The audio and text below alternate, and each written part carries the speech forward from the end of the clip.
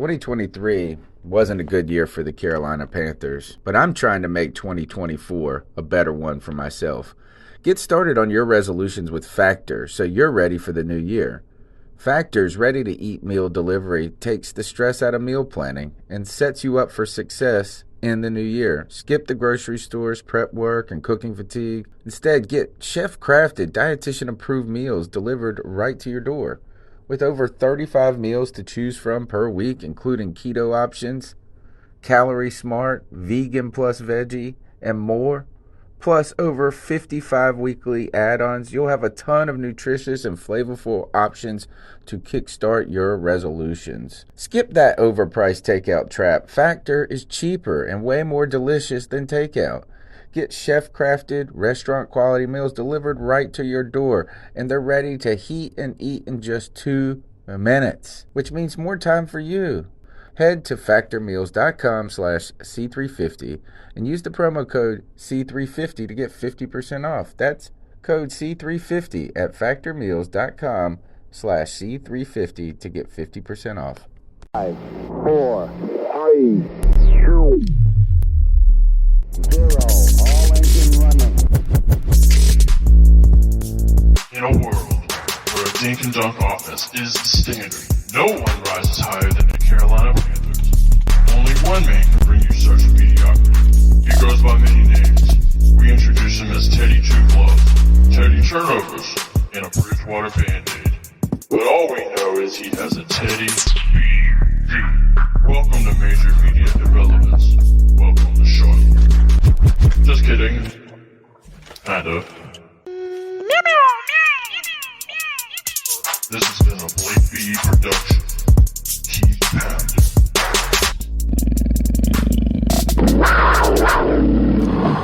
What's up, Panther fans? It's your boy, the Professor, a.k.a. Tony Dunn. It's the C3 Panthers post-game show where today we're going to chop up the latest Panthers news and opinions following the Panthers game against the Lions today. And I just want to go ahead and say this. All you unappreciative Panther fans, I mean, how could, without Teddy Bridgewater, this team be competitive? With that offensive line, that horrid offensive line that's been holding this team back. That defense, that is the problem, you unappreciative Panther fans who don't know football and who have told us that Teddy Bridgewater is not the answer. I tell you today, starting a rookie quarterback in P.J. Walker really revealed that Teddy Bridgewater is not the answer. Ha! No, it's the C3 Panthers post game. The Panthers shut out the Lions today. Yes, P.J. Walker did throw 2 interceptions in the end zone, but the Panthers steamrolled a bad Lions team. Let's go ahead and put it that way. It's a bad Lions team who was just completely terrible all today in every facet of the game. But the Panthers have to play who's on the schedule. And today, last week, coming off a trouncing by the Bucs. The Panthers responded on defense and in an offense that looked really much different than to be expected, I think, with an inexperienced quarterback. So the Panthers win today. I guess we shouldn't be happy that we won, right? I mean, hey, the Panthers draft pick did get worse today. You said mathematically that we're still technically in the playoff run. Tony, we're more than mathematically. All right, let me introduce, guys. Cody Lashney, my co-host. Take the mic. Panther fans, listen. Today, we are going to have a heart-to-heart conversation. A real moment of honesty and truth about the future of the Carolina Panthers. Yes. I'm not going to pull any punches. I hope you guys don't pull any punches. Let's fucking go, baby. Today was the first time in a long time that I was cheering at the top of my lungs for the Carolina Panthers. I didn't want us to lose for the draft pick. I wanted to fucking win, and our defense played incredible. I am pumped, and P.J. Walker brings a new level of energy to this football team. And today I am going to make the argument that Teddy Bridgewater shouldn't see another fucking snap as the quarterback of the Carolina Panthers, and that P.J. Walker, it's time to see what we have in number 6. But Tony Dunn, we're going to do it with the best Panther fans in Panther Nation in our YouTube chat. We've got Tim Tizzy, John Jenkins, George Captain Cuddles, Wes, my brother, or my cousin rather, Chef Jeff, Tyler Lovato. We have Nick Montedero, Ben S., Tony Dunn. We got the whole crew, man. Ain't nothing to it but to do it, baby. Let's roll. The number's 252-228-5098. Jump in the longest running Panthers podcast and what's fastly becoming the hottest Panthers post game show on planet Earth. That's right. Peanut butter and Jesus. You heard it from me. Peanut butter and Jesus today. And we've also got CK, master of all streams, in the house. How's it going, boys? I think we want to focus on the quarterback conversation, obviously. I, for one, am excited to zero in on this defense and what we saw that was different. And there was one piece. It's what happens when you replace a flat, tired Whitehead with an excited – I don't even know. Who was it that was Jermaine Carter Jr.? Jermaine Carter, yeah. The guy who has played well his entire time since he's drafted. You know, he's never been a focal point of the defense. And he came in, and I'm not going to sit here and tell you that our defense did well because of Jermaine Carter Jr., but I'll tell you what, there was less of a liability out there in the center of the field, and I think everybody else was able to step up their game. You can sit here and attribute that to Shaq Thompson or anything, but one thing I think is a point we need to talk about is I think this defense is set up to win if we are ahead. If we are behind, this defense will not do anything. This defense will crumble. Or even if it's a tied game. If we have a lead that requires the other team to pass, well, guess what happens? It's exactly what you saw in that second half when we got to the quarterback multiple times because he has to hold on to the ball and try to get the ball down the field in order to try to get a win. That is what our defense is built around currently until we can get something done with our secondary. Defense flying around playing fast today against what was a horrid offensive line for the Detroit Lions. But, yes, big game from Brian Burns, and Justin Burris played very well. And I would like to say that we didn't have as many liabilities as you would suspect when it comes to Carolina Panthers defense. Troy Pride Jr. out there getting it done. A lot of exciting plays. And this, Phil Snow and the Panthers defense get a shutout. Greg, the Bat Daddy, the man of many podcasts. We have the master of streams. We have the man of many podcasts as well. How you doing, Greg? I'm doing fantastic, man. It's been an awesome day sitting here watching the game, and Cody and CK kind of covered it all about how I feel. I was finally excited to watch a game. Y'all saw me. I tweeted after the first drive that I think PJ Walker is a better quarterback than Teddy Bridgewater. And we're going to dive into it tonight, and I can't wait. So we're going to see what happens, and I'm ready to talk about it. Let's go, Panthers football. All right, don't forget, folks, there's still time to get in the betting action at mybookie.ag. You can get into college football. Man, it has been exciting watching these college games. And, hey, my Pirates won yesterday, went and stomped on Temple, Matt Rule's former team, like the Panthers stomped on the Detroit Lions. You can get in on that action at mybookie.ag. Use the promo code OVERTIME. They will match your deposit, first-time deposit, halfway up to $1,000. You put in $1,000, they give you $500 on top. You go bet on the Panthers to shut out at 70-1 odds, and you win $1 bazillion. That's right, mybookie.ag, prop bets, all bets, safe, secure. Use the promo code OVERTIME. All right, let's jump into this game. The Panthers really coming into a game that in some ways is kind of an even match game. When you have all your starters out there, you have Matt Stafford, who was playing with an injury. Say he was healthy, and we had Teddy Bridgewater. I don't know who would have been really favored. The Panthers defense has been a train wreck over the last couple of weeks, or at least last week it was. And the Panthers offense has had not really the ability to put up touchdowns. They've been finding their rhythm each and every week, and that was with Teddy Bridgewater at the helm, getting better and better in the red zone as the season went on. Curtis Samuel starting to come out. But today we start a quarterback who has never started an NFL game in P.J. Walker, and really the team did not look to have regressed at all. The offense was able to stay on time, I felt like. You saw DJ Moore have a really impressive game. Curtis Samuel gets involved on third down as always, and Robbie Anderson was a good target and put up some numbers today. No touchdowns. The surprising thing for me in this offense, guys, is you come into this game, you're a little concerned about starting this quarterback, the inexperience, losing Mr. Steady Teddy Steady Ruxpin, and you think the Panthers are going to go heavy dose of run. The success of this game came on P.J. Walker's arm, though, and really a team that was just fighting on both sides of the ball, opportunistic. Rick, go ahead and hit me with your reaction, Cody, to P.J. Walker's start with the Carolina Panthers. My reaction is this, man. 70.6 completion percentage, 258 passing yards, and 1 touchdown. Man, listen, we just have to be honest about what we saw. P.J. Walker made throws in this game that we have not seen Teddy Bridgewater even attempt. I mean, listen, he opened up our offense today in a way that we have not been able to.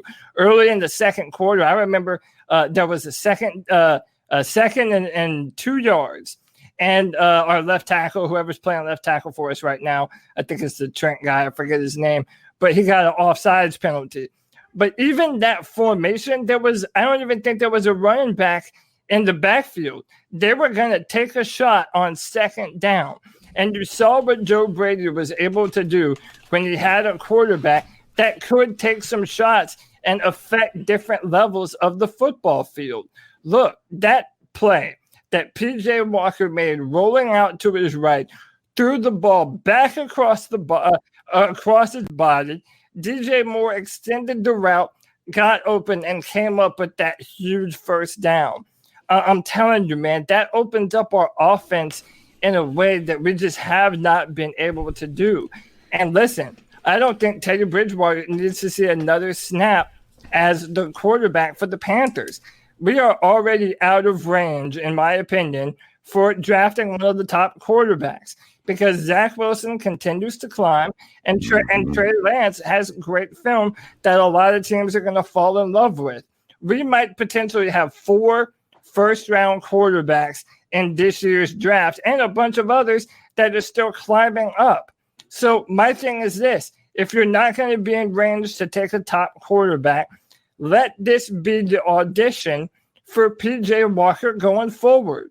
It needs to be his time for Matt Rule to see what kind of talent we have at the quarterback position. And, even thinking going forward, we're playing Minnesota and then we have a bye. It is the perfect time for P.J. Walker to have more time and reps with the ones, with our starting offensive line, with our starting receivers. A lot of those interceptions that PJ threw in the end zone, they looked so bad because there were miscommunications. Like, that's why there was no receiver even anywhere in the area. That will be fixed with more time in the film room, more time in practice, and let PJ Walker get more comfortable with the offense. And then the playbook is going to open up even more. I'm telling you, man, this needs to be a turning point for the Carolina Panthers. It's that important. Man, I tell you this is that, throwing 2 interceptions in the red zone hurts. You left a minimum of 6 points on the field right there. But, hey, I mean, he also missed a wide open DJ Moore. Instead, he decided to throw a touchdown pass to Curtis Samuel. It was exciting. Look, you're happy for PJ. I think for me, I want to make it clear that my excitement about PJ Walker here is that the people who said that we could build around Teddy going forward, if that's the case, are you ready to say if PJ Walker can come in and play like this for a couple of weeks in a row, are you ready to say that the Panthers could build around P.J. Walker going forward? I just don't know if that's a reasonable statement or any more reasonable than that what we're talking about with the long-term prospects of Teddy Bridgewater. Now, guys, P.J. Walker, do you think that the coaching staff, and I'll turn it over to the other fellas, will the coaching staff even consider doing what Cody is suggesting? No. Yeah, no, I agree. I'm gonna tell you this, and they're gonna. I don't think they should, but I think that they are, and I think it's gonna be a culmination of a lot of people are gonna say that it's because that connection, like they're like somebody called in on Tuesday and said that they believe that if somebody balls out, that they will become the starter. I don't believe that's the case. I think wholeheartedly they're going to look at this and they're going to look at it with both eyes open. They're not going to look at this through a tunnel and say, oh my gosh, look at this great game that PJ Walker had. Even though he had some bad decisions and yes, there were some communication issues, and sure, there are some things that he can shore up that are honestly just a matter of experience that'll fix a lot of that. Even though all of those things, they're going to look at this as we were facing the Detroit Lions. Right. We were facing the Detroit Lions, who have a horrible secondary, who does not have any pass rush. And yes, we lost our best offensive lineman today and halfway through the game. But I do say this, and I'll say this.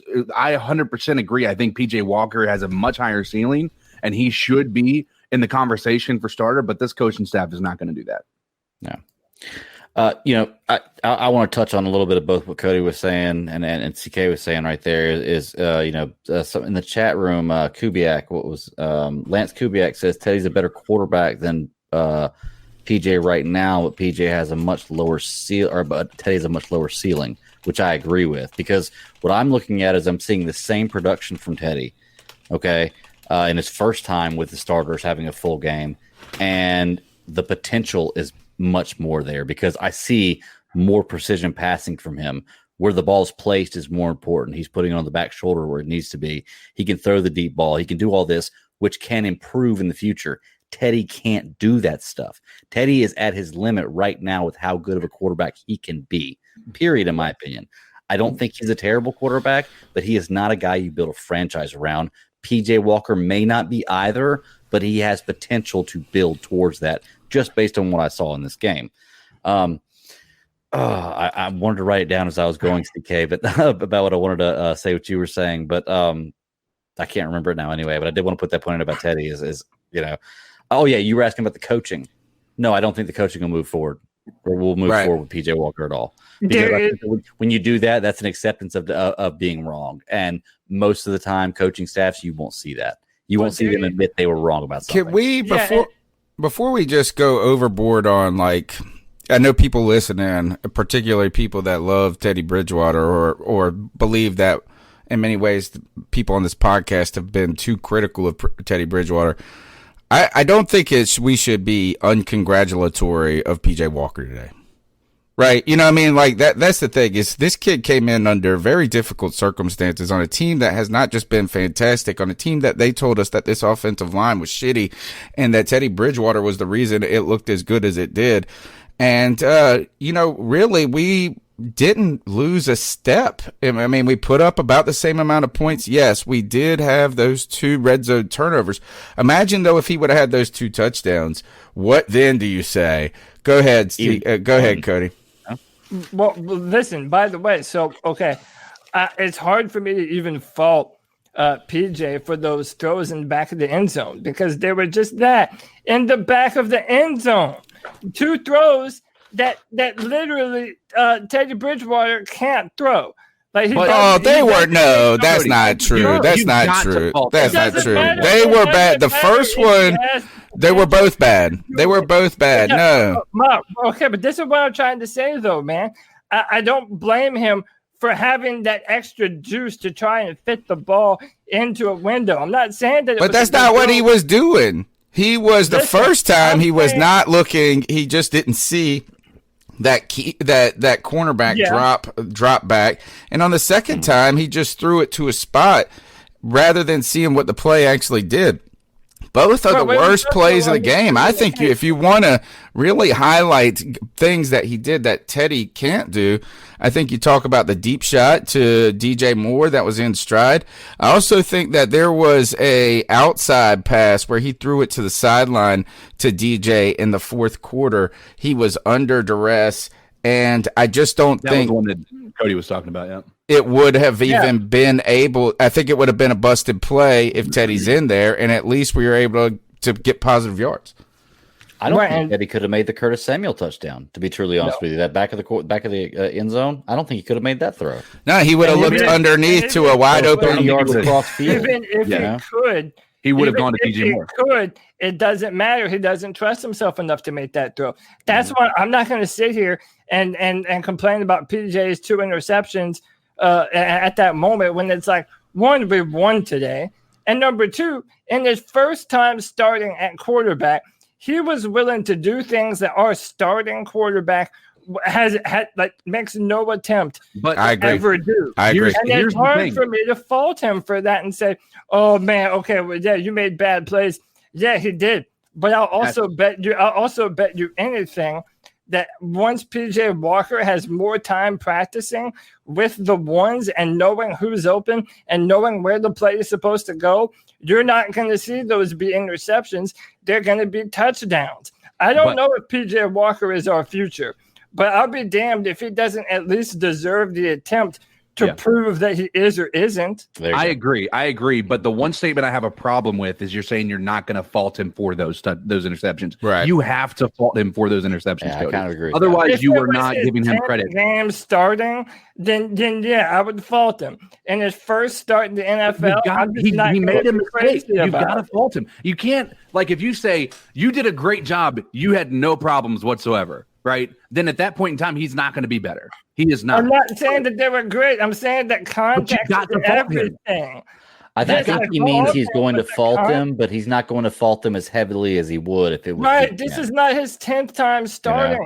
like This we're not is saying he his had a perfect game. The Then what you first need to time say- he ever started as an NFL quarterback was today. And he was a part of a team that was 20-0 today. To help make sure that that's not a hot take that people are going to take out of context. Because what I hear when you say that is he made a mistake, but because he's not Teddy Bridgewater, I'm not going to fault him That's for a it. very, I very don't good give a point. damn. Listen, I don't When give that a happens. damn what people hear. People who actually know what I'm talking about know that I'm making sense. This is not a guy that's been starting forever that should know better than to not make a mistake like that.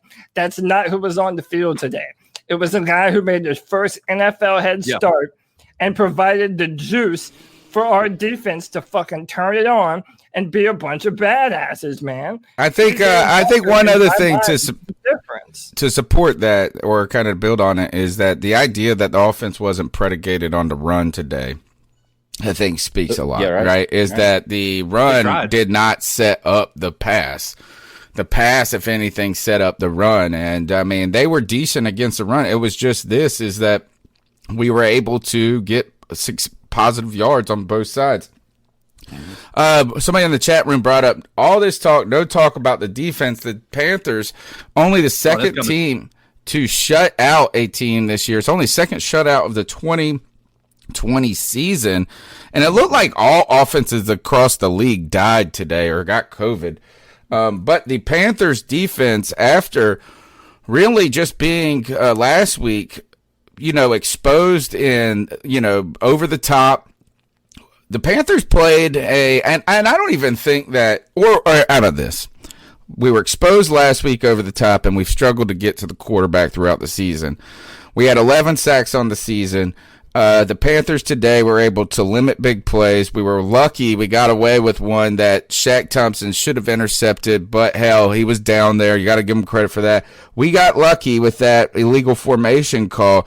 The Panthers defense not only limits the big plays, shuts out this Detroit Lions offense, but man, Brian Burns, F.A. Obata, Derek Brown, these defensive linemen were going after it, and Brian Burns continues to get skinny and get to the quarterback. And I know that Derek Brown had a penalty today for the throat punch, but it was a one-handed try to pick you up by your throat. I'm the meaner man. I like how mean Derek Brown plays on the field. Today he was involved in kind of some sort of knockdown Stafford, or it was some wide receiver, and that mug lifted his hand up, and Derek Brown just stepped over him and was like, fuck you, I ain't picking your ass up. He plays like a mean man. I love him. He took on 2 blockers when that F.A. Obata sack came on. Man, this defense supercharged when you put a little fix-a-flat tired Whitehead on the sidelines. It's an incredible change. It was. Incredible. It truly was. Because what you saw early on, like you didn't hear Jermaine Carter Jr.'s name called a lot, right? But what you saw early on is you made them afraid to run through the middle because Jermaine Carter was picking the right gaps to push, right? He was not missing assignments. He was out there doing what he was supposed to be doing. Tired Whitehead was not doing that. Now, I'm not going to sit here and, like I said, put all of it on Jermaine Carter and Tahir Whitehead, but that was a contributing factor. I think, and I mentioned this at the beginning of the show, our defense is right now set to play from ahead. And what I mean by that is not saying we have a 3-point lead, we should win because our defense is there, right? Because the other team is still going to mix in offense, like with their running and their passing and everything. But when our defense can be aggressive, they are getting home. And that's what's happening. And even just that mixture of Jermaine Carter Jr. just shoring up a little bit over the middle, like you could tell there's a change. And that extra maybe second or two that he gives the defensive line to get to the quarterback mattered today. Yeah. The thing about this defense today was it's the defense that I more expect to see whenever we pick seven draft picks on defense in the year. I'm not saying that I want to have a shutout every game because I know it's damn near impossible. It's never going to happen. But you could be 16-0 with Teddy Bridgewater. You could be 16-0 with Teddy Bridgewater with a defense that keeps them to 0 points. You could be 16-0 with me as a quarterback to play with a defense like they played today, to be truly honest with you. And that's what I'm saying. This is what I expected to see from the defense. I don't agree that we're not going to have a shutout every game, but the drive, the desire, the plays they had just played really well today. And people are going to bring up a lot about today with both PJ Walker and the way the defense played about it being on the Lions. Well, guess what? The Lions had one more win than us, which means technically this was an upset by definition. Okay, they were missing two of their most important players. They were missing Galladay, and they were missing budding McCaffrey, DeAndre Swift. Dennis Daly. We were missing players too. Dennis Daly. Sure. So what I'm saying is they technically were a better team than the Carolina Panthers. This is an upset today. We beat them. So if you're going to try to make the argument that, it was against Detroit, they were in better position than us. And I can go back to the Atlanta game if you want to talk about teams that aren't good. So this was a win, a good win. The defense deserves to hang their hats on this and to be proud of what they did. It was because Matt Stafford is a good quarterback. He's a high offensive quarterback. So he was playing injured thumb, limited, and I would like to say I just felt like our defense looked faster today with Jermaine Carter in there, and I don't know if that was, but like CK is saying, not on him, but maybe it frees up some other people to do something and to do different things. But ultimately, this team didn't have Dante Jackson out there. We were in a good position. I thought we played fast, we played hard, and I agree. I think Derek Brown showed a ton of effort today, and the plays didn't always come to him, but he blew past these guys, and if they would have been coming to running his side, it would have been over. I want to also say or ask, what did you guys think about the adjustments made by Phil Snow? A little bit. If for people that were really questioning Phil Snow, I'm not saying that the question should go away, but today showed a continued evolution of this defense, and I think just one that continues to get better. So two things. You saw two young players on our defensive line step up with your Gross Matos, who did, I believe, get a sack later on in the game, or if he didn't get the sack, it was credited playing great gap assignments as well. Fantastic. Derek Brown was out there hustling. Jeremy Chin made plays. Listen, that's another reason why I haven't. So again, like what I was saying about PJ Walker earlier and not blaming him for that, I don't really blame our defense for a ton of the problems that they've had this year because of injuries and coaching turnaround and all this different stuff. But you know what I think about today as a whole? It was a get-right game, man. It was an opportunity.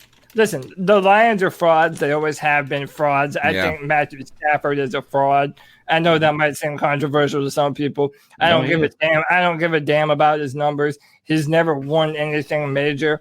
So it was an opportunity for our offense and our defense to play in tandem. Let's not forget Shaq Thompson getting pissed off and going in the locker room and telling our defense, hey, y'all are playing like you fucking suck at football and you need to be better. And I will give Shaq Thompson the credit where credit is due, because even though I don't think he played necessarily well today by himself, I think the defense heeded the message and they played accordingly. And it felt like they had a fire underneath them. I think next week is a get-right game also. I don't believe in Minnesota very well. So that's another winnable game. And we have a bye week to get even healthier and come back. Dude, going forward, this Panthers season has potential to be a nice little snapshot of what our future looks like. And that's exciting. I did not feel that I was going to come away from today's football game feeling like I do.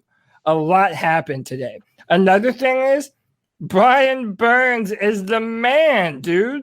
Brian Burns is incredible. Brian Burns is so fast off the edge. Like, opposing tackles, they don't have enough reaction time to even deal with him.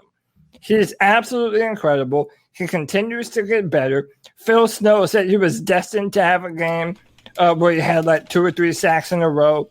Today was that day for him. He played incredible. I don't know what his number was, but Brian Burns is going to be one of the nastiest edge defenders in the NFL for a long time to come. Okay. And he's a Carolina Panther, baby. Let's go.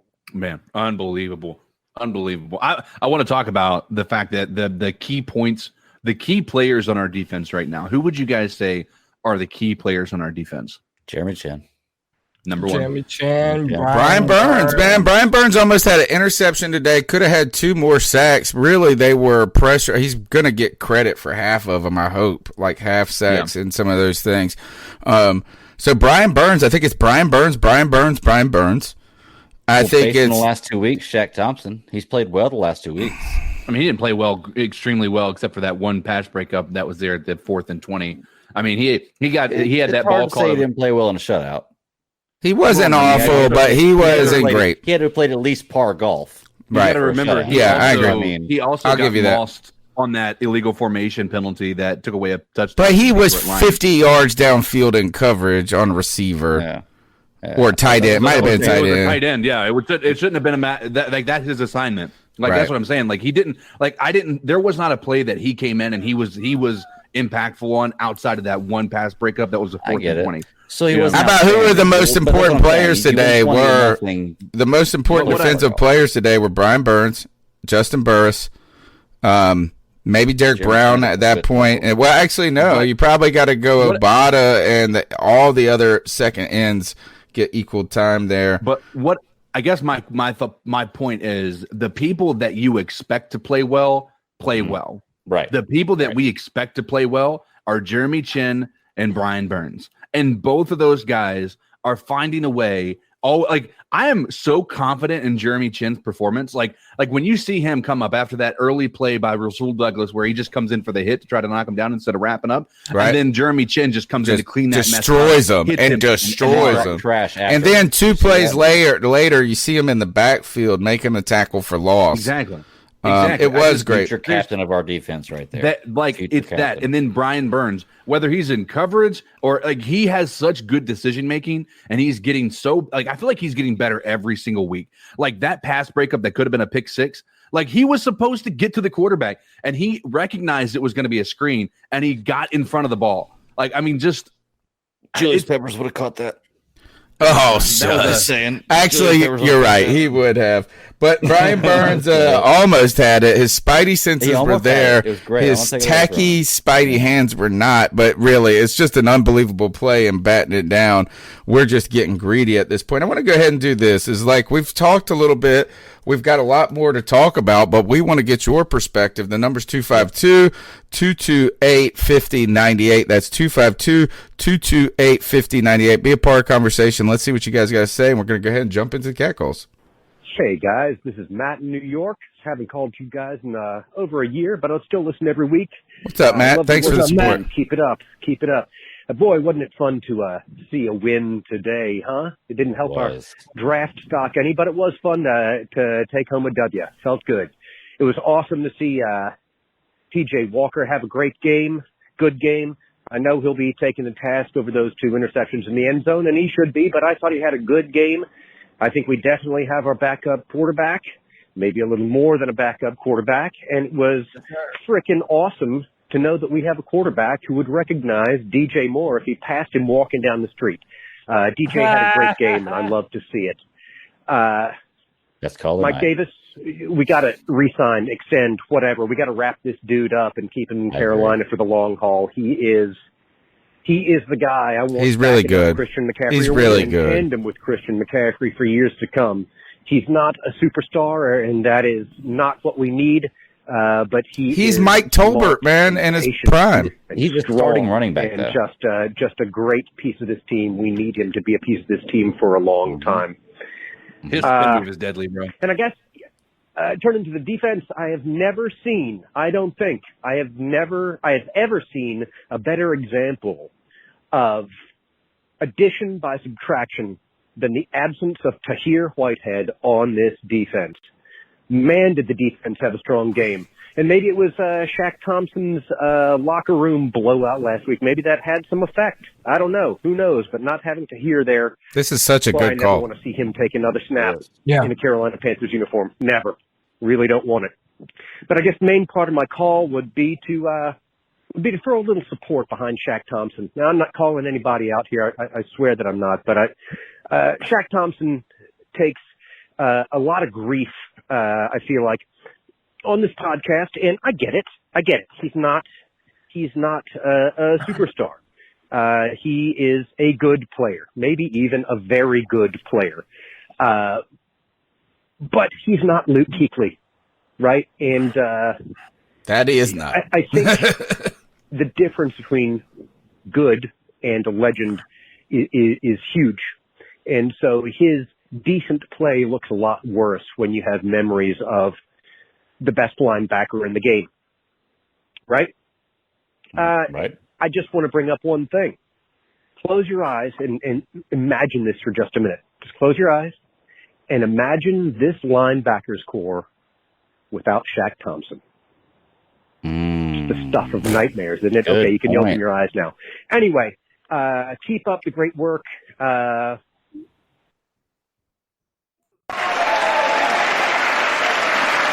Great call there. Great call. Bringing us back to earth on Shaq Thompson. Here's the thing is that you got to have players out there, and we shouldn't give Shaq Thompson a pass because we don't have anybody else.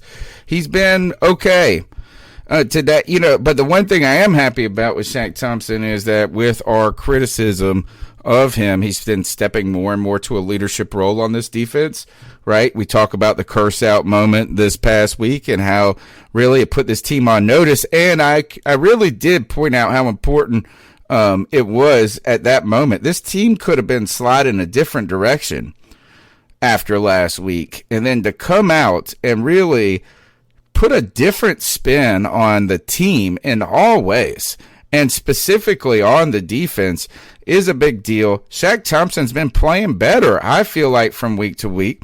And it is true, is that the guy beside him has been a bum, and that does not make him any better. Tired Whitehead has been so bad. I mean, he's been horrendous. It doesn't matter who it is. They got to be better than him. So, yeah, Shaq Thompson, though, is going to take some of that criticism for us because he gets the payment over this past offseason. And really, we did want him to be a superstar. But, hey, I'll take him being okay at this point. Good call. Go ahead. I do think that was a good point they made at the end. Listen, I won't say that he's very good. I do think that there is a case to be made that he is a good linebacker. Right. I don't think that a good linebacker is necessarily worth the money he got. But listen, point taken. I mean, Matt from New York, which, by the way, thanks for calling in again, Matt. Hope to hear you again. You have great cat calls. He has not had a lot around him. I mean, and listen, I think it says something about Tahir Whitehead leaving the field, and our defense comes alive today, and we've been shitting all over him. Yeah, I do think that says something, number one.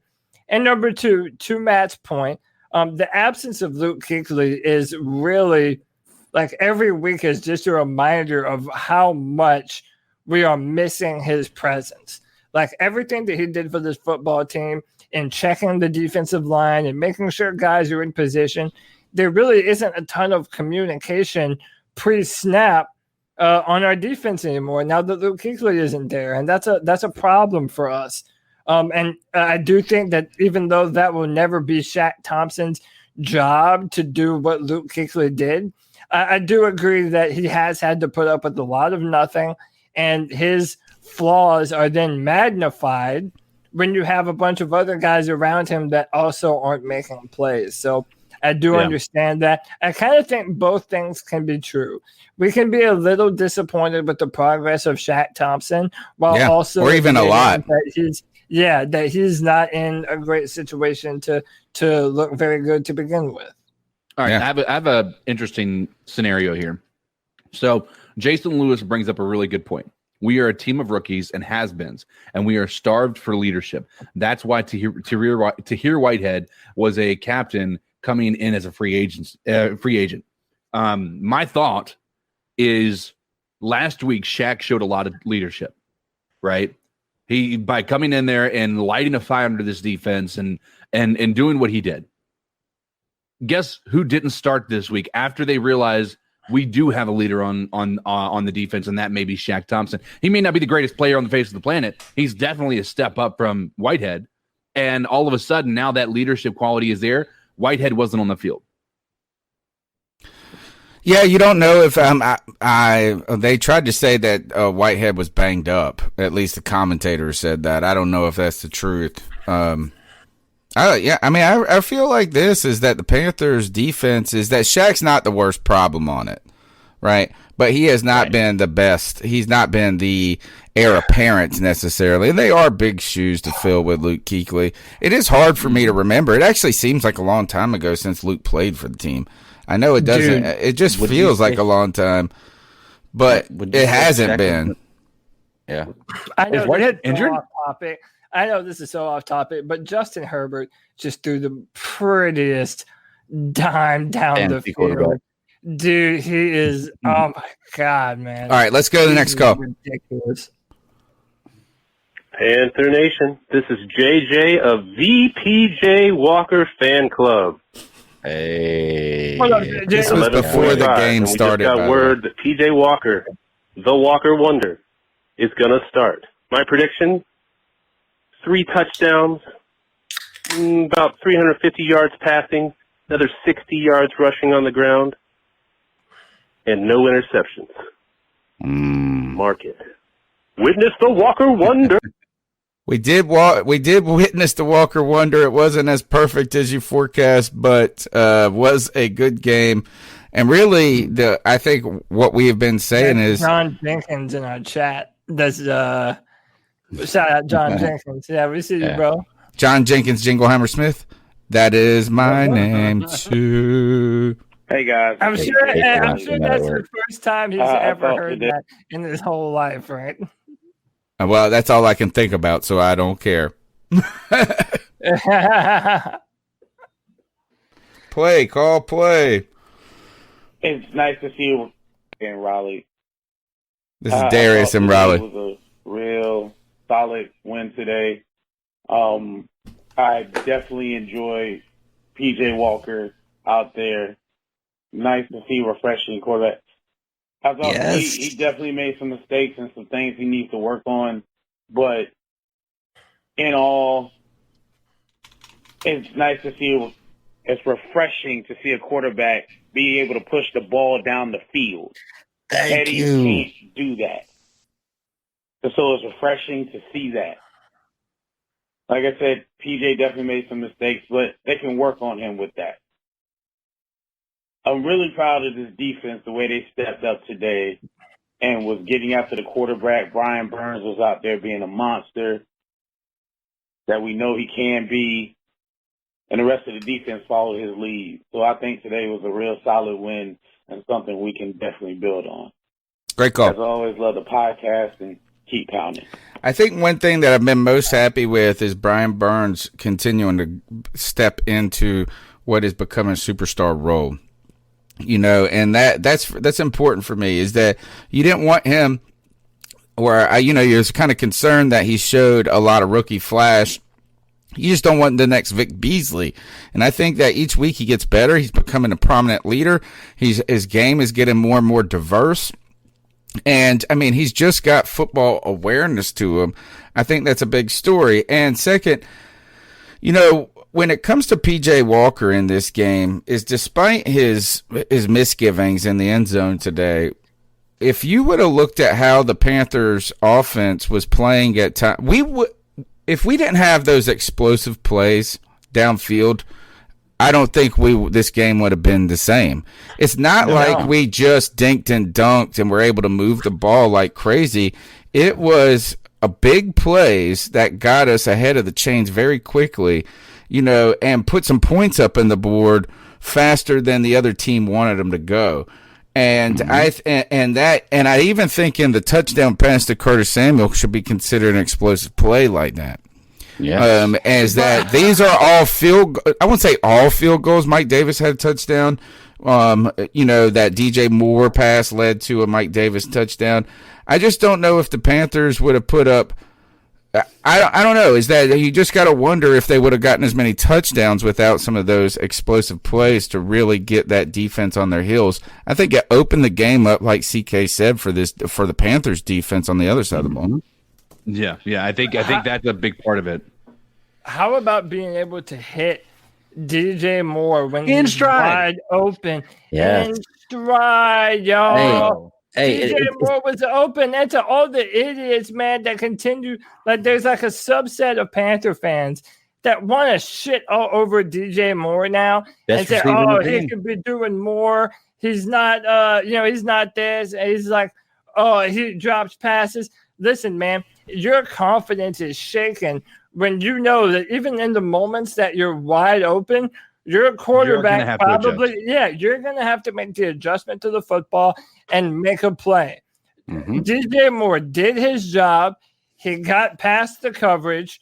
He did his job, and all he had to do was put his hands in front of him. He didn't have to turn around. He didn't have to turn around and come back to the football because PJ Walker can throw a missile, man. I can't tell you. I'm going to challenge anybody to send me a video this season of Teddy Bridgewater throwing the ball that far down the field and the receiver not having to stop. Every time they're going to give you the Christian McCaffrey catch, even though that was a catch, that wasn't a great pass. He had to dive for that catch. No. Have you ever seen a broadcast? Have you ever seen a broadcast? This was a first for me. That where you come into a broadcast and the starting quarterback is injured, and then on 7 times they say this guy PJ, the backup, has the best arm on the team. Yeah, it was weird. Everybody knew that you mentioned that, man. Yeah, zip behind the ball, and you know what? It wasn't even that one DJ Moore pass that was perfectly hit in stride. Look at the swing passes to the outside.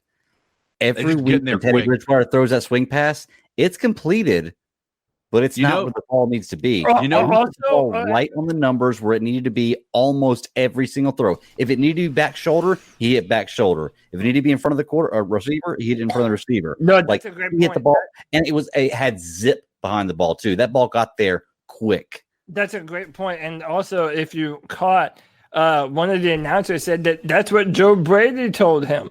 That Joe Brady said that he has PJ by far. Walker He said by far. He said by far the best arm on the football team. You don't say that. Yeah, you don't say that about a guy that's a franchise quarterback. You would never Teddy Bridgewater. If Teddy Bridgewater is the guy, you would never say that to the announcer about that quarterback unless it's an obvious scenario like Drew Brees in the twilight of his football career not being able to throw the ball. Or if it's just obvious like it is here. Ooh. Right, that's what I'm saying, man. And look, that's why I'm going to double down. The rest of this year, needs to be an audition for PJ Walker. I agree. We can make some money off him if we don't keep him. He's our new little. He could be our new little Mike Vick. There you go. He's Kyler like Murray, Mike Vick, man. Take your pick, man. He has arm talent. His success today was not predicated on rushing the ball, though. And that's, like him. He was not, like you were over there gushing about Taysom Hill and all this crap with the Saints before we got started. His sorry and I'm ass. right about that. No, you're not. Is PJ Walker didn't have to run all around and do all this. He won as a quarterback today. Even when he was scrambling, he kept his eyes downfield. He has the arm talent helped him today. It helped him in a case. I just don't know. In some ways, it's kind of like saying if running around has these mobile quarterbacks has helped Cam stay in the league. Well, yeah, and arm talent can help you too. And being able to get the ball there quicker than the defender can get there. And he was, he wasn't perfect, but not bad today for a little fella starting his first game. Podcast brothers, how y'all doing? This is G Cavassier. Hey, man, what a damn game. Shut the damn Lions out, man. The damn shutout. Hey, I'm happy, man. 4-7 sounds better than 3-8, don't it? Sounds way better. It does. Yeah. Hey, man, our damn defense played pretty good today, man. I'm not going to lie to you. Either our defense is damn clicking or Detroit is really that damn sorry. Because even though I thought Detroit was going to put up a better fight than this, but we all know Matthew Stafford got that messed up thumb or whatever. You know, when Amendola is out and their star running back is out, you know what I'm saying? So, oh, well, you know, but hey, PJ Walker, he looked okay, man. You know, he threw those 2 interceptions in the end zone. Like, what the flying fuck, man? Like, to me, I would use the tight ends, Ian Thomas, you know, Manhurst, you know, he tried to get that one pass, and, of course, he dropped it. I never really liked Manhurst. He was more of a blocking tight end than a We need a tight end. But before I let you go, you guys notice one thing about the defense? You notice Whitehead wasn't damn playing? It looked kind of different, didn't we? Yeah. There's something that I don't know. Y'all let me know. I'm happy for the win. Always remember, y'all, keep pounding, man. Thanks for the call, G. Pound. I think we had definitely, somebody said in the chat that is PJ the future, and then somebody said I like PJ, but we got to see less turnovers to call PJ the future. I think we all can agree with that. Like, I don't think that's anything anybody can argue. The benefit, and I think the most important point, and I think we all can agree on this, is the ceiling with PJ Walker is infinitely higher than with what you have with Teddy Bridgewater. Teddy Bridgewater, you know exactly what you're getting. And the problem is his best games are enough to get you a win, but the problem is he can also have very bad games that cost you the win. And so I wanna kind of bring up something about that to kind of add on that. Dude, I'm just gonna put it blunt. Like, this next week, we're gonna find out a lot about our coaching staff. Hey, boys, how you like that win? Our decision. I told you about. That's me. That's my fault. My fault. It was my fault. Okay. My thing is this: we're going to see what kind of decision makers we really have, because I want someone to make the case to me. What would be the point in letting Teddy Bridgewater start, other than the fact that you paid him a god awful contract worth millions of dollars that he's not actually worth in terms of value? But like, what point is there to go forward with Teddy Bridgewater? Like, you're able to do new things on offense, and at this point, like I said, I don't think that we're going to be high enough in the draft to take a quarterback, no matter which one you're talking about, or at least not one of the big four. Well, maybe not after today, that's for sure. Right, but that's what I'm saying. So Teddy Bridgewater literally does nothing for this football team going forward. I would end up losing a lot of respect very early on for Matt Rule if, we're thinking that he's calling all the shots, right? If Matt Rule decides to go with Bridgewater over PJ Walker, I might be a little bit more on Greg's team. Get ready to join my side, buddy. Man. Get ready because it's not going to happen. I would be really disappointed, man. Yeah, you've got to understand from their perspective, though, right? I mean, I think he agrees. I think he's going to let competition play out, but it's not as though like they're going to look at this also with, like I said, they're going to look at it as a whole. They were playing the Detroit Lions. They were playing a hold on. Better record than us. Hold on. They were playing a Detroit Lions who, yes, were banged up. Who have a horrible defense, but also even with that, still made those two mistakes in the red zone, right? And here's the thing: you've got to keep in mind coming into today, graded regardless of how they got there. Teddy Bridgewater in that offense was for the past had the longest running streak of touchdowns while getting into the red zone.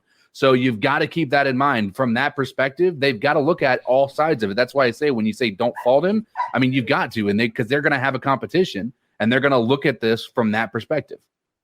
I agree. I don't think that. I think here is let's slow. I would even say let's slow down on the PJ Walker ceiling talk even yet. Like, I'd like to see him do this another game or two before I get too excited about his potential of being an NFL quarterback in the long term. I think too that you shouldn't expect teams to, particularly with a guy who has played pretty darn well so far in Teddy Bridgewater. He's played adequately this season. He has not again been the major part of the team's struggles, right? But kind of messed up for him to lose his job to injury. The kind of question to me is if he comes back after the bye and then throws 2 picks to start and we're losing, what do you do? And do they have the guts? I don't know, man. You got to really eat some humble pie, Cody, to start PJ Walker over Teddy Bridgewater unless you can mask it behind the injury. I know, and that's why I'm saying that this is a good test of character, I feel, for our coaching staff right now. Because, like everyone loves to say, oh, they handpicked Teddy Bridgewater to be the quarterback in this system, so they got their guy. But, like, even if you go back to that touchdown pass to Curtis Samuel, not only did it require arm talent, it required touch. It was over the top, over the head of the receiver. And kind of guts. That's what the thing it is guts. Of the end zone, where only his receiver could make a play on the football. Like, what PJ has shown us today, whether or not he is or isn't the answer going forward, he has the tools to be the answer. He has the tools to be at least as good as Bridgewater. The arm talent, the mobility. And my thing is this. I'm not saying right now that PJ Walker is our future, that we should double down and build around PJ Walker. No one's saying that right now. We're saying that he has displayed, one, the ability to amp up this offense and open up the playbook in a way that we have not been able to do. But also he shows all the traits that you want from a quarterback that you would build around. Yeah. He does have the arm talent. I'm telling you, man, he has that weird thing like Kyler Murray has where even though they're 5'0", dude, he can hurl the football down the field and is mobile. He can extend the play. He can roll out to his right, roll out to his left. He's nimble. I mean, I don't know how fast he is in a straight line contest, but listen, PJ Walker deserves the opportunity to prove that he can either be the guy here in Carolina or be the guy somewhere else. Because the guy is certainly something that Teddy Bridgewater will never be. Let's keep pounding through with these calls. The number's 252-228-5098. Podcast brothers, how y'all doing? We just heard that one. Let me see the next one. Hey guys, it's Jason Collins from Colorado, and oh my God, I just want to scream like a little girl on the phone right now, but in the interest of everybody's hearing, I'll save you from that. We just iced this one up, got best performance of the season. I mean, the defense, I'm convinced my Brian Burns jersey is magical because obviously I get it, and now we get a shutout. So at this rate, we'll have shutouts for the rest of the season, and we'll be the best team in the league. But no, we'll. I like PJ Walker. I gotta say, he made some bad decisions. This is his first NFL start. I think those will go away. He made some explosive plays, delivered the ball down the field, and moved the ball for us. And I feel like he has way more upside than Teddy Bridgewater. He may have a lower floor, but that's gonna come up as he improves. So, granted, the Giants the Lions are a garbage team. I mean, I think that we just proved that we're not the best team in the world, and we just shut them down.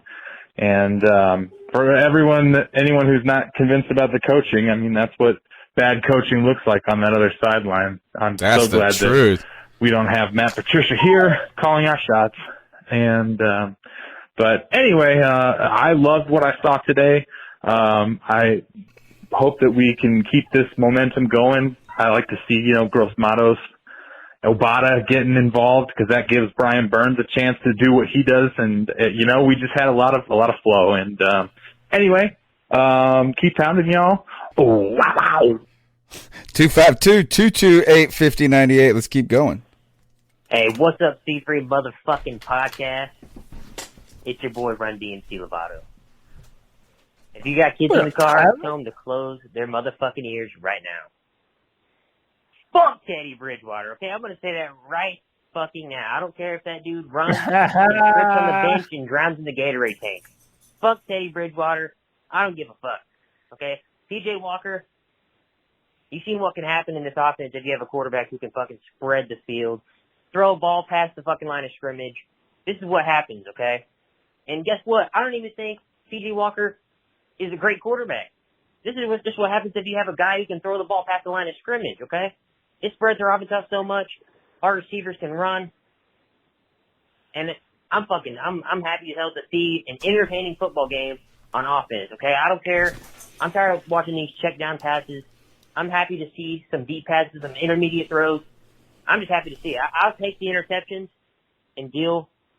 I'll take those interceptions. I'll fucking fine. I'd rather see that than have a 35 for 40 yards, 35 out of 40 with 130 yards passing and one touchdown pass by Teddy. Okay, I don't give a fuck about your little 2-yard accuracy. Fuck you, Teddy Bridgewater. Stay on that fucking bench, you fucking bum. Okay, what a fucking bum he is. I'm a little sad that we won the game because I wanted to draft a quarterback. I think we kind of knocked ourselves out of range for that now. But I don't care. I'm excited. I'm excited to see some entertaining football. And damn, Brian Burns. Ooh. Woo! Brian Burns. All right. That's all I got to say. Brian Burns. That was the next. That was one call. Brian Burns. Tyler Lovato, I got to say, Teddy didn't look all that excited on the sidelines today. Did y'all see Homeboy with the scowl, man? I know. Dude, it panned over to him, and it looked like a man that was looking at his job going away from him. He looked mad, dude. He had a mask on. No one could see his face, and he still looked mad.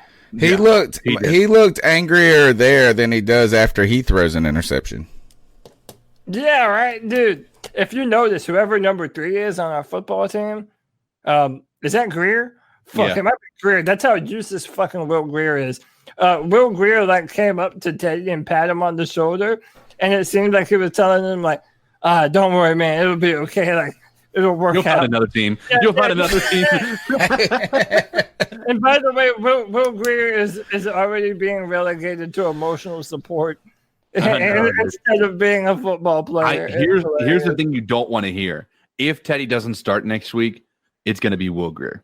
They're going to want to see what they have in him as well. No, you're not going to hear that. You will not hear that. Matt Rule has already come out and said, he came out and said this when it came to picking who was starting today. I know he's not going to base it off of draft picks, but he also has said that he's going to base the start this week based on who did the best in practice. And he said that Will Greer has practiced very well all season. It's just when his number PJ played very well today. I don't think if PJ Walker won a football game. No. You guys are what I'm trying to say right now is we can all agree we're not going to the playoffs, right? Right. Okay. So this offensive, not agreeing at this point. I think PJ Walker could win us the Super Bowl. Will Greer. They don't know what they have in him yet. I could see this coaching staff trying him out for a start. If it doesn't work for a quarter or a half, then fine. But I'm surprised, honestly, when we got down to the final quarter today that they didn't try to throw him in. Hey, Tony, real quick before we go forward, 66 people watching, 44 likes. Man, hit the thumbs up, hit the like button, subscribe to our show, and share this with other Panther fans, man. We're trying to grow the C3 podcast, grow the C3 Nation, man. We don't pull any punches here at C3. We're going to keep it honest. We have a bunch of different opinions that vary from all over Panther fandom, and this show is for the fans, by the fans, man. So hit the thumbs up, like and subscribe, hit the notification bell, and share this with all your Panther fans. Call into the cat calls, be a part of the show, man. This show is for you, by you. 252-228-5098. What's up, fellas? It's Zach again. Man, what a game. Not sure what got into our defense this week, but I was glad to see it. I'll be interested to hear y'all's thoughts on that. Defense played best game they've played in a long time. Definitely best defense we've played all year. The offense looked pretty good. I mean, honestly, I don't think PJ looked worse than Teddy. I mean, I'm not sure he necessarily looked a lot better. I like the fact that he's more willing to take deep shots down the field. I feel like that opens some things up for us. There's 2 end zone picks were a little bit, troubling, but what are you going to do? I mean, I still liked how aggressive he was. And as always, I really love this team. These are my guys, and I'm glad to see him get the win today. Hopefully we can build on it, keep getting better as we go forward. All right, fellas, appreciate what you do. Have a good one. If PJ wouldn't have had thrown that second pick, I would have been coming on here saying, like, this is about as best of a game you could have expected from him. Right? Yeah, is the second pick was the one that kind of just puts a little damper on how good of a performance was in some ways. One of the things that was, and we've talked about this a little bit so far, is kind of reading people's emotions after plays on the sidelines and some different things. Well, one that I was reading was P.J. Walker talking with whoever. They didn't even show who he was talking to directly after he threw that first interception. He was not down. He was upbeat, jazzed up, and ready to get back out there. So I think what I was most impressed by was his confidence out there today, his willingness, and some of them weren't great. I mean, there was a couple of times they said, "Oh, look at how great this is. He threw this receiver open. It was in zone coverage, the 1-2. I forget who it was. Maybe it was Curtis Samuel. There were a bunch of guys around him. I was worried about it. You're worried too that these guys they're used to getting away with things, He's used to outrunning those defensive linemen. It's a little bit more difficult in this league. So his arm talent's there. You just weren't hoping that he wasn't overly risky, and I don't think it was aggressiveness. That's what it was, a difference between riskiness and aggressiveness. Very excited by, actually kind of just floored by how good he was today. Is that the idea that the Panthers go out there and stomp them?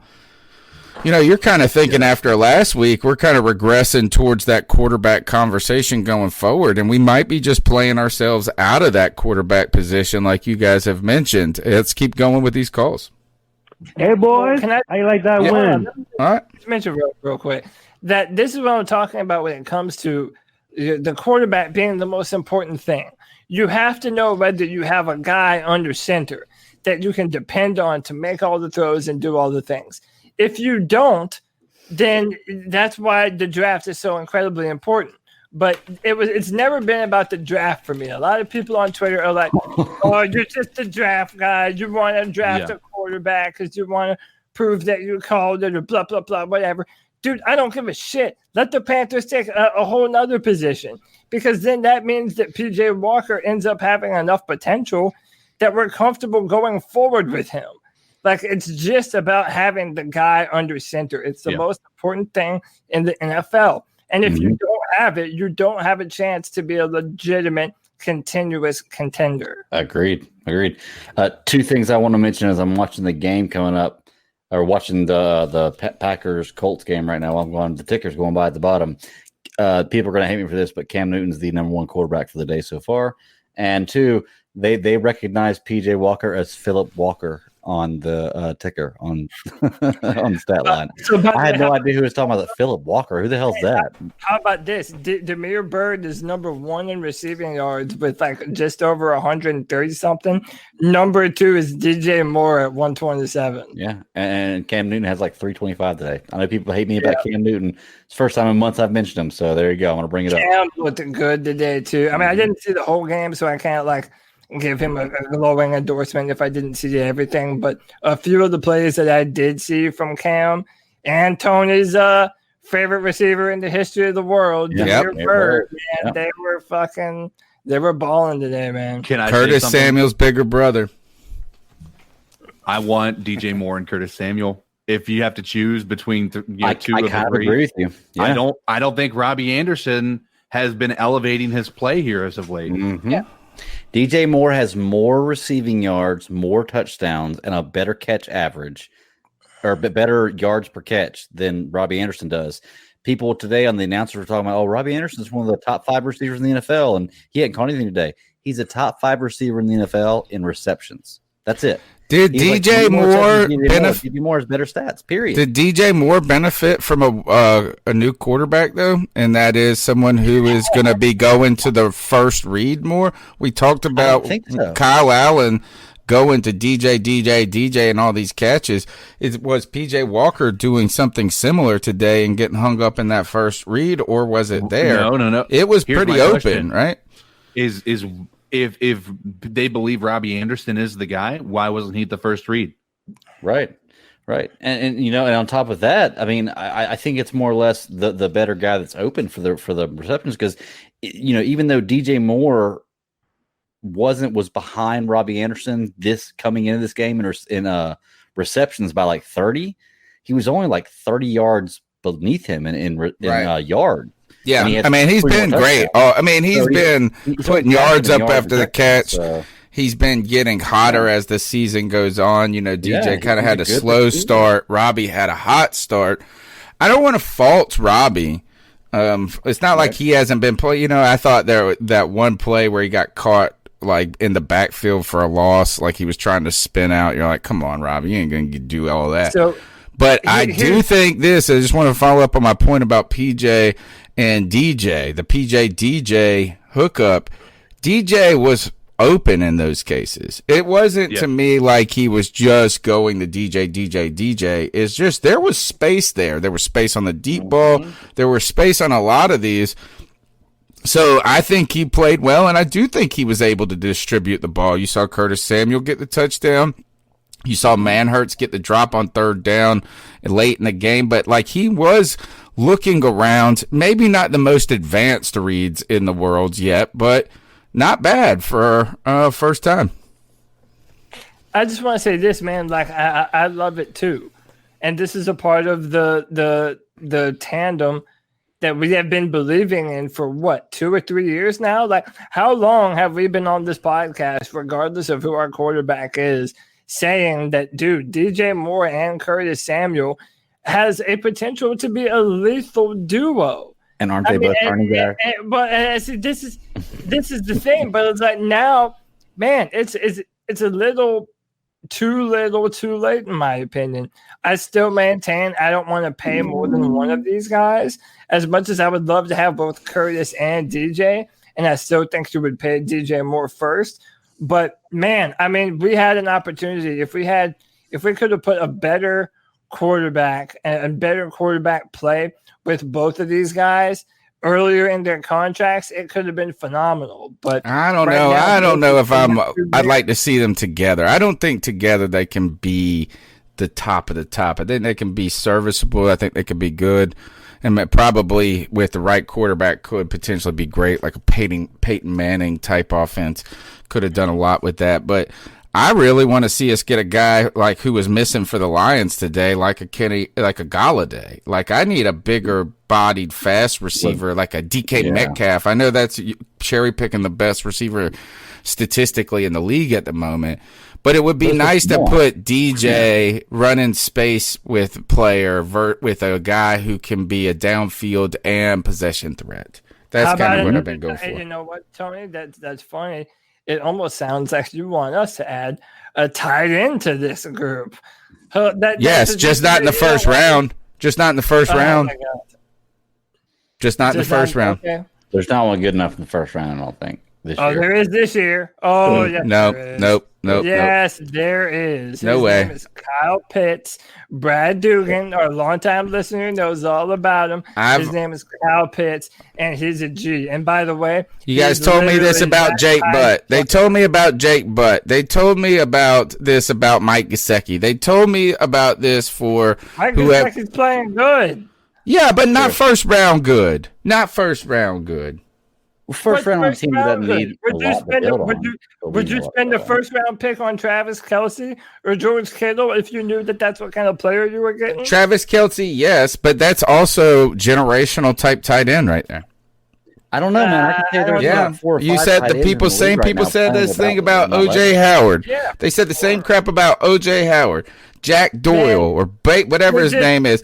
They said all of this about Dallas Goedert. They said all of this about no. Goddard's not bad. Yeah, Goddard's fine. He's fine, but I don't think that just like if you're going to give me this crap about you don't do a top 10 pick for Derek Brown, don't give me this crap about a top 30 pick for a tight end. Let's keep going. You're judging men based on what other men could do. So yeah, and you're right. And you know what? Maybe it's statistics. But you can't pick 2 tight ends out of history, being Tony Gonzalez and Travis Kelce, and be like, "Well, would you draft them in the first round?" Of course I would. But I'd also draft Tom Brady in the first round, and he was a 6th rounder. 252-228-59. Like that win. I told y'all about PJ. I told y'all. I wish there was a preseason. That's why I wanted it, so he can get some reps and maybe compete for the starting job, kind of like Russell Wilson did. He made those 2 interceptions were bad, but like a defense played great. It was great to see, but like I still don't want to put like all my confidence in it because the Lions are playing with a banged up right, hand for Matthew Stafford, or it might have been the left, without their running back and two of their main receivers. But still, the way they got after the quarterback has, definitely. This game was probably the best game, like overall, with both offense and defense that I've seen this year. I think they should keep PJ Tucker. Keep riding him until he disproves or show you nothing, really. He kills it today. I was open. We ain't going to the playoffs, so fucking ride him. Let's see what he got. Peace. The guts it would take to sit a quarterback that you brought in on a 3-year deal, a quarterback that in the face of questions you have defended as potential. And look, I'm going to give Joe Brady a pass on this. What is he going to say? No, that Teddy Bridgewater isn't a franchise quarterback. You don't ever throw your own players under the bus. But the fact that the idea of the Panthers sitting a guy that they thought would be a bridge for P.J. Walker, holy cow, what a signal that would be. But is there any player more well-suited to step into that role and for the coaching staff to be able to do this than one that Matt Rule has a history with? Right. And, like Cody said, man, this is a maker. This is going to tell us a lot about the coaching staff coming up on what decision they're going to make with this, because this is a no-risk-it, no-biscuit league, period. Imagine if Matt Rule decides to run with PJ Walker, okay, and PJ wins 2 more games this year, and the next season he comes out and he wins 10 games. You're going to praise Matt Rule for his accomplishments, right? So there's the benefit if you risk it, but there's always the chance he could not do well. But we're already not doing well with Teddy Bridgewater anyway, so why not go ahead and risk it?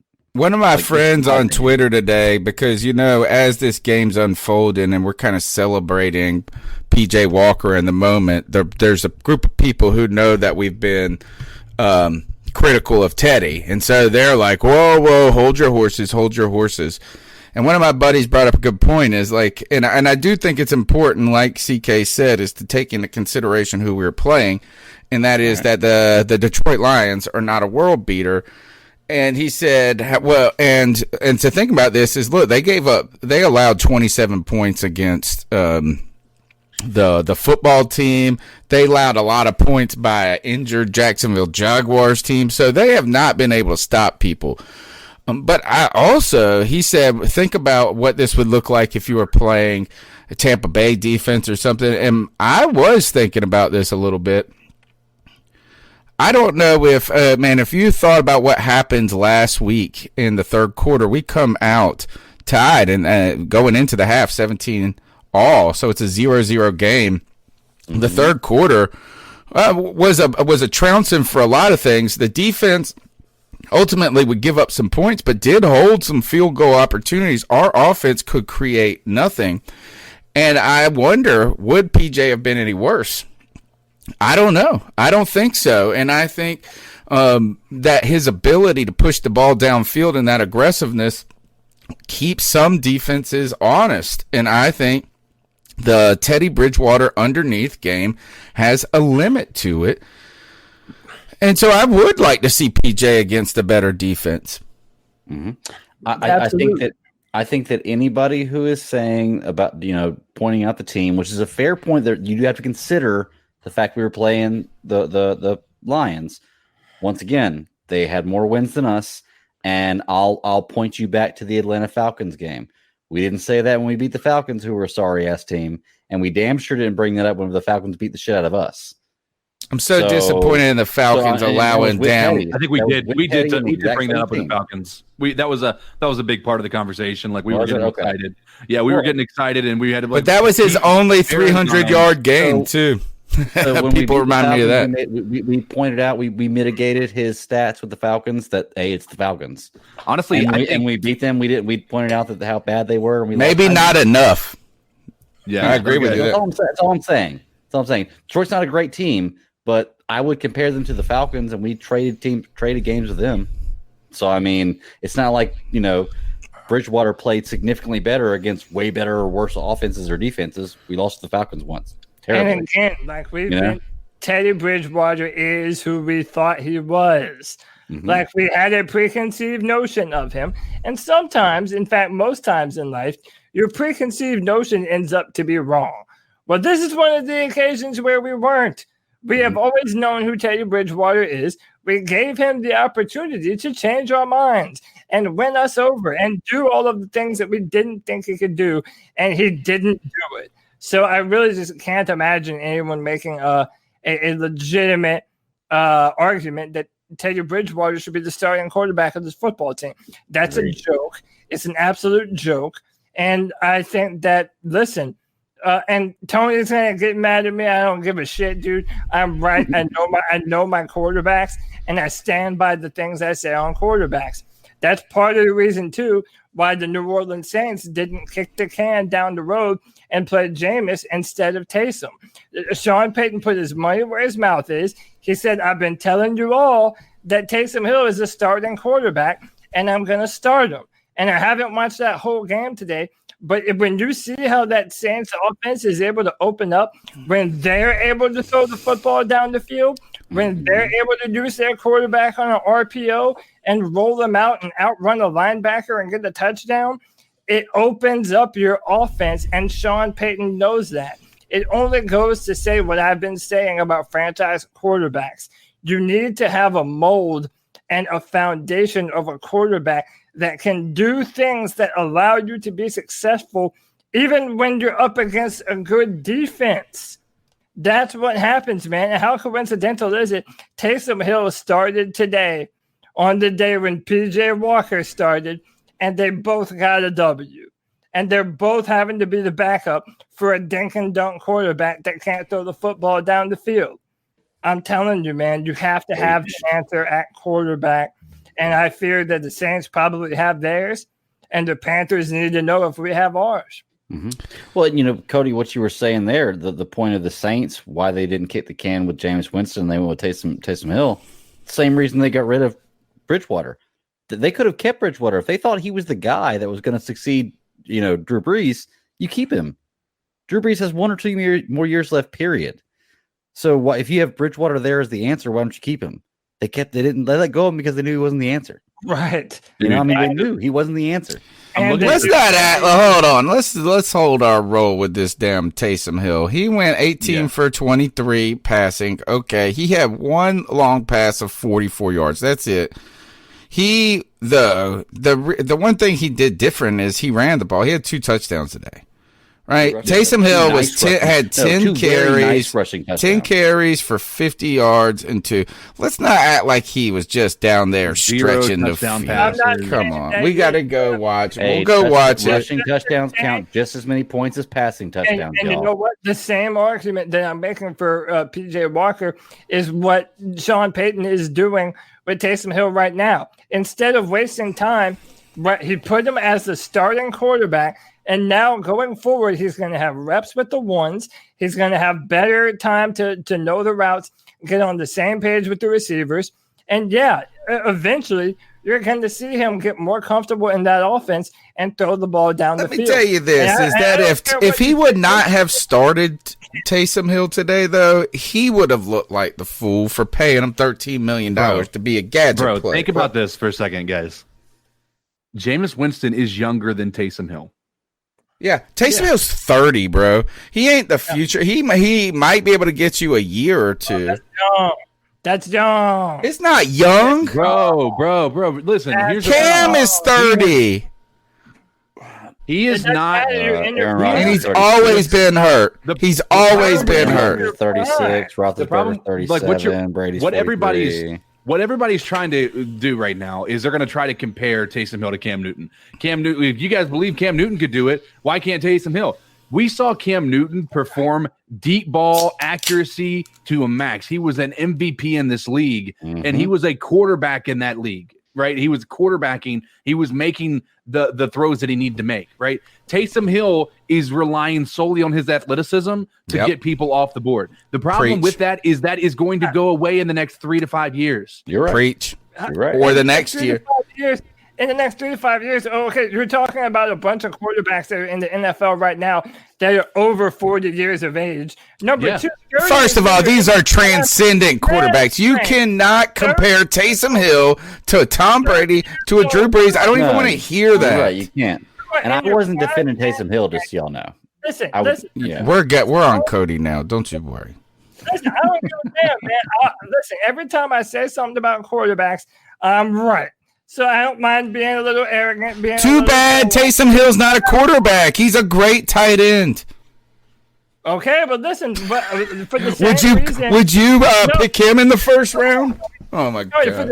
For the same reason that Bill Belichick wanted to open up his offense with a player like Cam Newton, that is 100% the same reason why Sean Payton is making that decision right now. You know what's so funny? Now, y'all can say this is Tim Tebow now. Just like everything, everyone's going to see them right eventually. He's sorry, bro. You are going to see that he's sorry. That's what you're going to see. Like, here's the thing. So obviously his first series, he had an 8-yard pass. It was short right to Michael Thomas. Who would have thought, right? Exactly, right? Right. Hold on. And then Taysom Hill scrambles. Taysom Hill pass incomplete short. Taysom Hill short left. Taysom Hill short incomplete right. Taysom Hill short. I have yet to see. Like, I'm going through every one of these. He is Teddy Bridgewater. He's sorry. He did have that deep pass, that 23-yard pass to that was a 23-yarder. Credit in a few weeks when I'm right, and it's obvious that I'm right. I'm telling you, y'all. Bro. All right. I got 5 on it. Damn, Taysom Hill is not the answer to anybody. Oh, no. You know why they won today, Cody? It had nothing to do with Taysom Hill. It had everything to do with the fact that Saints defense destroyed Matt Ryan. Destroyed him. Yep. Well, wasn't that Saints defense down 9-7 or 9-0 going into halftime? No. The Falcons only put up 9 points. It was close to that. It was close to that. And I thought 9-3, but they were weren't. like That wasn't the halftime, was it? Okay, but that okay. wasn't- All right, let's keep going. The number is 252-228-5098. Call and tell Cody how wrong he is about Taysom Hill. Taysom Hill's not a fantastic quarterback. Bro, he Let's had see. one deep pass the entire game. I've been fooled by this before, so let's see. Boy, Hold Mike. on. Play from the beginning, please. I'm surprised by this. What it do, C3? It actually is your boy, Mike, a.k.a. Supreme Litas. Yo, shout out to My man. Jason from Yes. Colorado, I believe. Yeah, you had me fooled on Tuesday. I was like, wait, I didn't call. into the show on Tuesday. Wait, did I call into the show on Tuesday? That was. I love this. This shows a lot of community right here. Yo, so what a difference! What a difference a week makes without tired Whitehead. Tired Whitehead. You know how Without Teddy. annoying it is to have like this, unsightly whiteheads on your face. Oh, just about to rupture. Pop them off, I'm not gonna say that. Well, you know what? I'm gonna say it. Fuck it. We shut out the Lions, and tired Whitehead wasn't on the field, so I'm gonna leave it at that. Say it. I'm happy. This is a game we should have won, and we won it. I am definitely, my next jersey is going to be a Burns jersey. Oh, cheesy, my kneesy. Let's hope we can, let's hope for the best for these next few games. It's a COVID year. We are one of the teams that had the most to deal with as far as new faces, new coaches, rookies, blah, blah, blah. So with our record this year, we should have expected this, but it's good to get a win. These announcers are ass meat trash. Oh, he was awful. What was he even? A field goal against the Saints. We lost that game by 3 points. He was calling Arma. Game that we could have won with the field goal because we were down by 2. These announcers are straight ass meat, guys. Last note. Did he call him ass we meat? need a tight end. Yes. I'm sorry, Tony, but if there's a good tight end in the first round and we got a mediocre draft pick, this is a plant call. Let's do it. I don't see many free agent plant tight ends call out there to take. So, I don't think so. I think it's a pre-call. I know you hate me, Tony, but oh well. Keep pounding. It's a plant. It's a plant. I do want to point out that Teddy Bridgewater is 0-1 versus the NFC North this year, while PJ Walker is 1-0 against the NFC North. I'm putting that out. You say PJ Walker's undefeated in the NFL. He is. And Brian Burns is freaking amazing. I can't wait to see him. And the Yoder Gross Matos. I'm starting to become a believer. Yeah. Cody, you're pulling me to your side on this. And F.A. Obata looked big today, didn't he? In the face. He looked like... It's almost like you should have faith, in my opinion, on player talent, Tony Dunn. It's almost like that, bro. I'm telling you, Gross Matos, I had the first round. Whatever, bro. I had him as a first round pick. I had him with a really good grade. I think I had him at 20 something. We picked him up in the second round. I think he has a ton of potential, man. The dude's 6'5", 265 plus pounds, long arms like the Golden Gate Bridge. He can set a physical edge. He has pass rush maneuvers. He's not necessarily the most bendy, the most fast, but dude, that's what we have Brian Burns for. And all right, you're right. You made me a believer. Let's trade for Taysom Hill to play tight end for us. I'm down. Oh, tight ends we ouch. got. Too much. Hey, He's better than the tight ends we got, you know? Maybe we might want to play quarterback, too. Who knows? Oh, shush. 252-228-1598. It's Jason again. Holy shit, I forgot to say the most exciting thing for me, and that's that we didn't play Tahir Whitehead, and then look, boom, we have a shutout. So that must mean that Tahir Whitehead is the problem with everything, and that everyone is now starting quality, and it's going to be all sunshine and rainbows. But I had to get that thought, and I want to hear what you guys have to say about that. Do you think it was really just him, or did other people step up? I mean, I saw Cornelder out there, Rasul Douglas making plays, Shaq Thompson at the end breaking stuff up. I mean, it seemed like everyone really had their heads in it. Anyway, peace out, keep pounding. I do think it was. I'm going to say this. I do think it was just him. And I'm not trying to detract away. Justin Burris had a very good game. I think that we saw Shaq Thompson have a pretty good game, right? I think that it was addition by subtraction. Is that I don't know. We'd have to watch Jermaine Carter Jr. and how well he did. I just felt like we looked faster over the middle, and I feel like if we would have had this defense out there on that 3rd and 19, where you guys are all talking junk about the 3 drop, rush 3, that we would have been able to stop that guy from getting 19 yards. I think we just swarmed to the ball a little bit better. But another thing is we did see this defensive line just generate a lot more pressure today. And it was in a lot of 4-man fronts. I didn't feel like it was a lot of blitzing. We were getting it done, though. And how did that defensive line, what was it? Are they stepping up and getting better? Or is this really just us finally capitalizing on a shitty offensive line? I don't think it's that. I think it. Yeah, that has a part to do with it. But I also think that it has a lot to do with the fact that if you look at the play calling, the Detroit Lions were not trying to be aggressive. Matthew Stafford was coming in with a thumb injury, so I think you saw the play calling really kind of pushing for those quick shots or over the middle. And the problem was if we had an improved middle linebacking core that was able to cover the middle, then that prevented them from being able to get those quick snaps out. And then what happens is now our defensive line was in the backfield quicker. I do think it was a combination of both. I think Whitehead not being there is actually one of those things. We heard it in the call earlier, addition by subtraction. Our defensive line was able to get to the quarterback because he was holding on to the ball longer because he didn't have an open receiver. CK said it all. All right. Very well said, sir.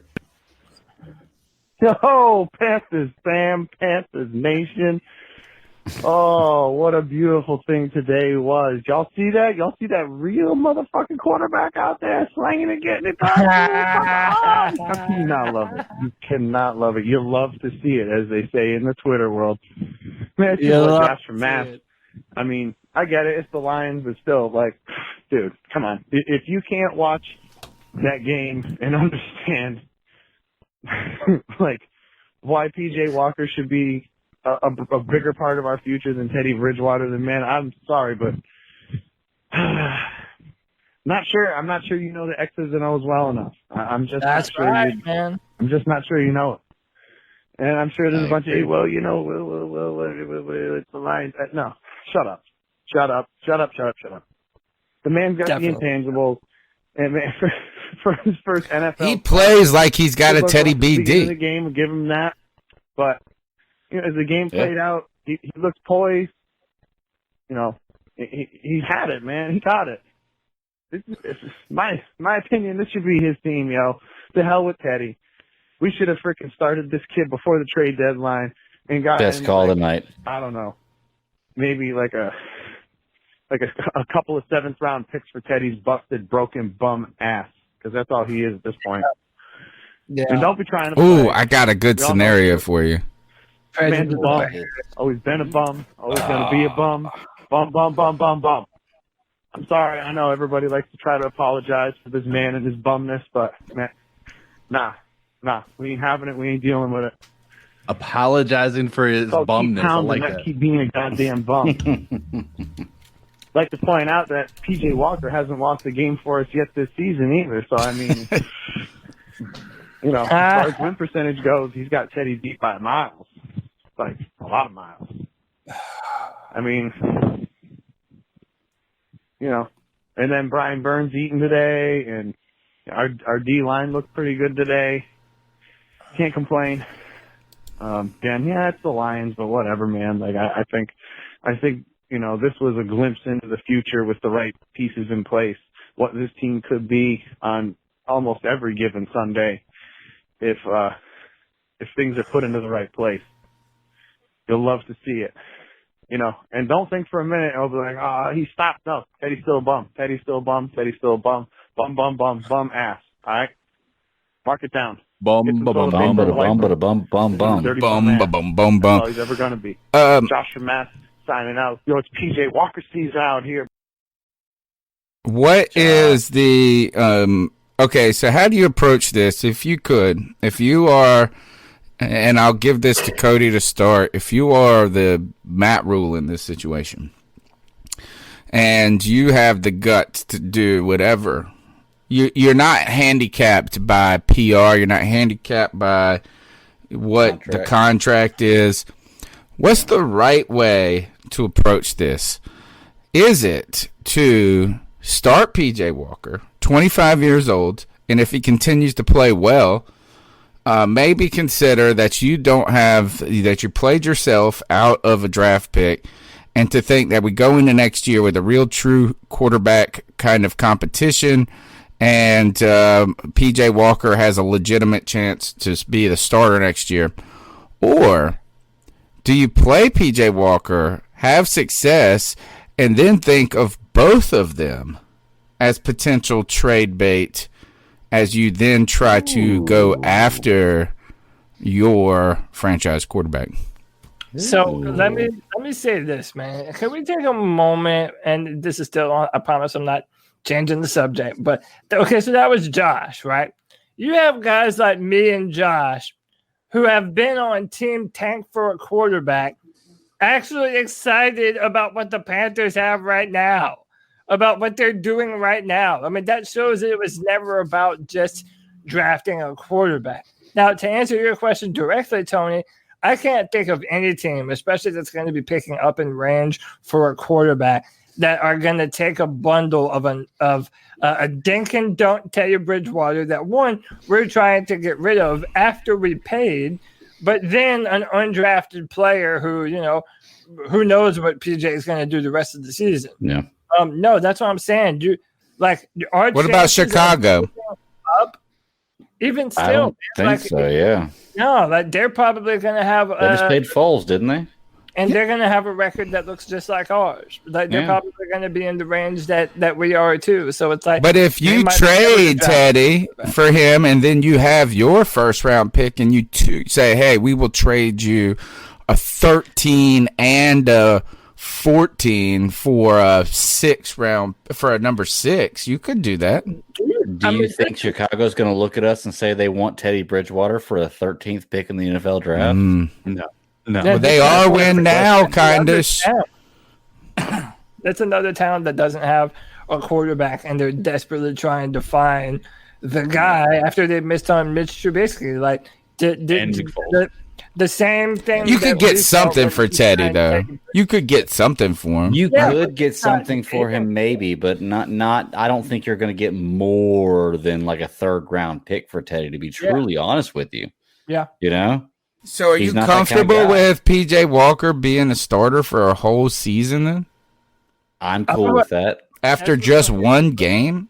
After one game, he's put everything out there Teddy Bridgewater did, but showed me he has more potential. Tony, give us a better reason as to why Bridgewater should start over PJ. Yeah. First is I've not been a Bridgewater fan, so I don't really. I'm just saying, like, to play the devil's advocate. Like, can you think of? All right, yeah. Is that I would say is he's more experienced. Number one. Number two, as less prone to turn the ball over. Maybe you could say. And number three is that he is more of a general on the field at this point when it comes to identifying coverages, doing this and that. Like, that's what they like to say, or at least the coaching staff likes to say. So I think it's those three things. It's like steady Teddy, steady Teddy, steady Teddy is the reason that you would start Teddy. Now, out of all the reasons that you just mentioned, do you believe any of them? Are they good enough to you to actually make sense enough to say, oh, okay, yeah, maybe we should start Teddy? After today, I want to say no after today, just because there was an excitement factor to the offense didn't really lose anything today. If anything, it gained something. Right. And I think it did lose a little bit, the running game, but that's just because, again, if you guys look, our running game was very much hindered. The longest run of the game was DJ Moore's 21-yard run, and that was just an end around for him. We have to open up the passing game. We have to get better about not getting these delayed games. We got away with one. We had one. We've burned timeouts. And I think at this point, then we had the 12 men in the offense huddle problem, another problem. Do you guys think, here's one question we have not asked, and if you want to say something before that, you can. Did Joe Brady, can we be done with this Joe Brady for head coach conversation right now? Yes. No. Yes. What did you talk? What? You're seeing what has Joe Brady done to make him a head coach? Won 4 games? Okay, how about this? An undrafted quarterback just came in on a couple of days' notice and won a fucking football game. That's not Joe Brady, though. That's not Joe Brady, and that doesn't mean that it's a head coach. Why does that mean that? If anything, that just says like good job at doing the job you're doing now. It doesn't say anything about being a head coach. Bridgewater into the king of the yards after the catch in a game where games that doesn't produce wins. Right. Okay. But listen, this is what you're all failing to understand. While Joe Brady is dealing with a bunch of, as Tony says, a bunch of guys who ain't it and a bunch of starters and a bunch of has-beens or whatever, Joe Brady's offense is putting us in a spot to win football games, man. With Teddy Bridgewater. This is such an exaggeration of reality. Hey, this is such an exaggeration. Is that like you want to tell me this? Like, no. The play calling today was not fantastic, and I'm not dumping on it, but they got concerned. Before he threw his second pick, we ran, and then put him in a difficult situation there. No, is that the offensive game was adequate? And that's fine. I'm not even saying he's being a bad coordinator. But what did you see today that continues to say, you know what, we can give a franchise to this guy? Nothing. So here's nothing. Nothing. Wait, hold on. You're asking me? Okay, so one, DJ Moore, and he was just hit for the first time today. DJ Moore continues to be wide open. Curtis Samuel continues to have spots. That's the offensive coordinator's fault. That's all. Offensive coordinator is literally. But how does that make him a head coach? Right. That doesn't make him a head coach. I'm not give the players some credit for that. I'm not saying that Joe Brady should go anywhere. And if I'm Joe Brady, I think he should stay here and learn a little more under Matt Rule. Okay, that's what I want to happen. But you guys are literally missing what's right in front of your face. We're not missing anything. What I'm saying is I'm not going to go and marry this chick who just gave me a quick blowjob in the back of the car. Cody, hold on.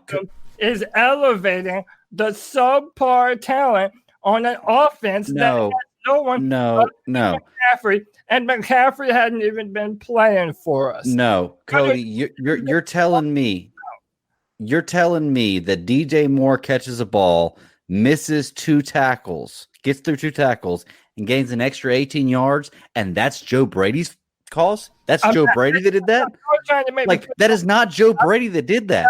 Go ahead and give Joe Brady to the Jets. Let's see what he does. Trying to say that give Joe Brady to the Jets. Let's see what he does. You cannot give credit to the players for making the play and then not give credit to the ingenuity. You're right, but you can't give all the credit to the coach. It's not all the coach's fault. I'm not giving credit to the coach. But you're saying it elevates him to the point where he should be a head coach.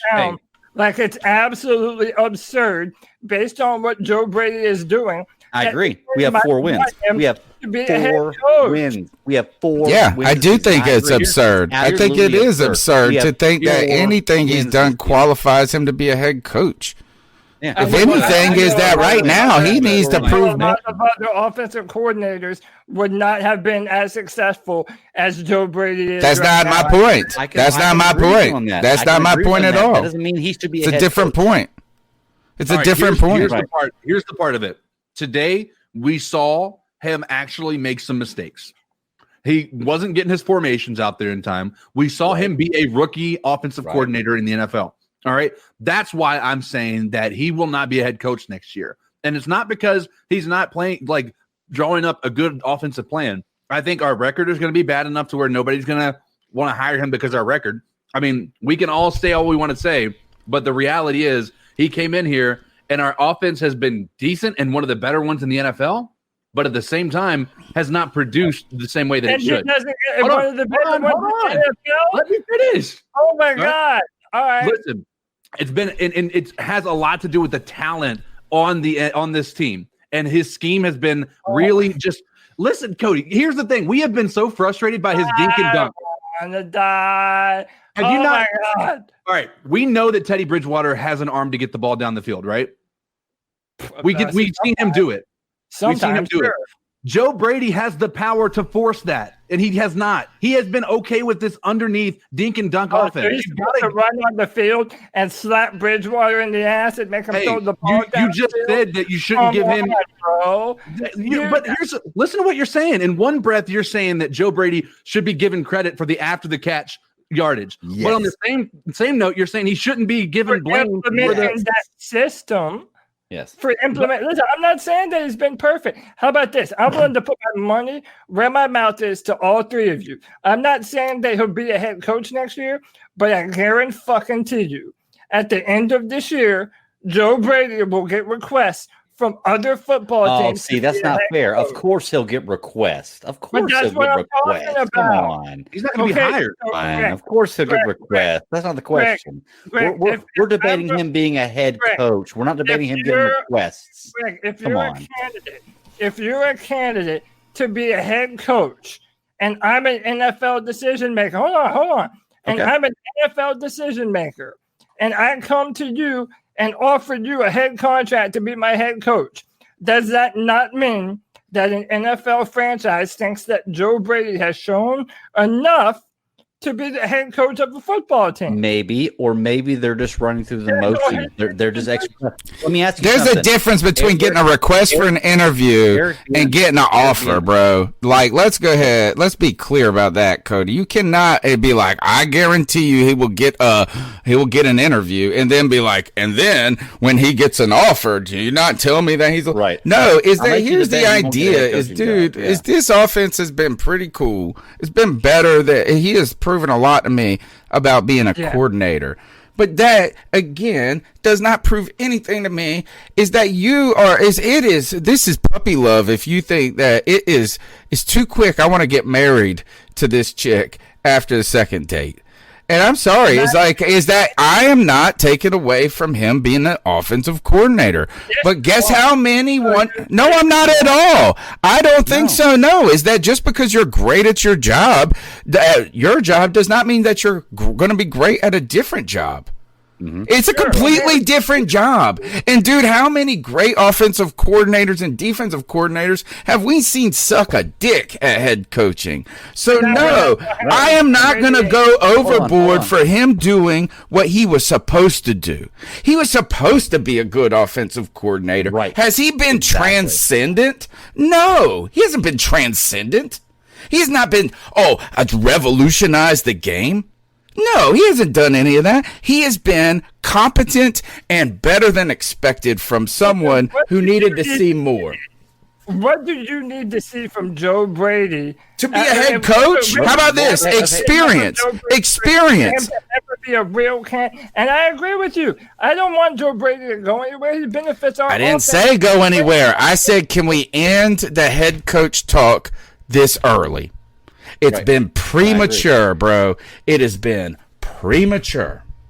Cody, And I mean, and unless you just want to say, look, even we were sitting here going, Cliff Kingsbury, really? You're going to give? He was about to get fired in the Big 10 or the Big 8 or whatever it is, and we were like, man, you're going to give him a job? He at least had head coached a team.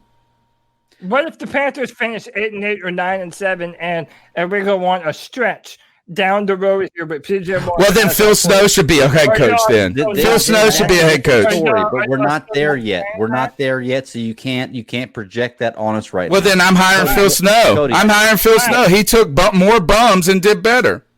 How about that? Then he deserves to be a head coach.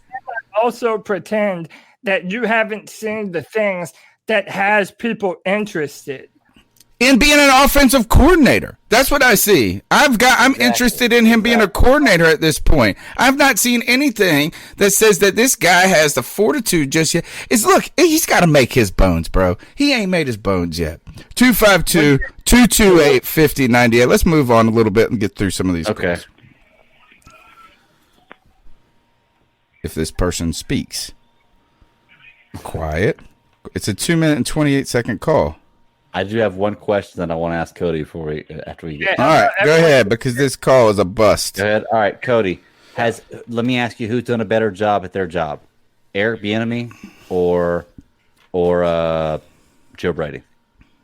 Eric Bieniemy. What kind of? Okay, so Eric Bieniemy is not a head coach yet. What makes you think Joe Brady has a chance? Should give the chance to be? Well, okay, but that's a flaw. I'm just asking. I'm saying. Eric Bieniemy should have been a head coach years ago. Exactly. Oh, so let's get over the Eric Bieniemy stuff. Andy Reid's back there doing half the work, man. Oh my God, Tony, dude! There is a reason why the NFL has been talking about Eric Bieniemy as a head coach. I wanted him to be our head coach. Now that was who I wanted. Listen to what J-Dub said.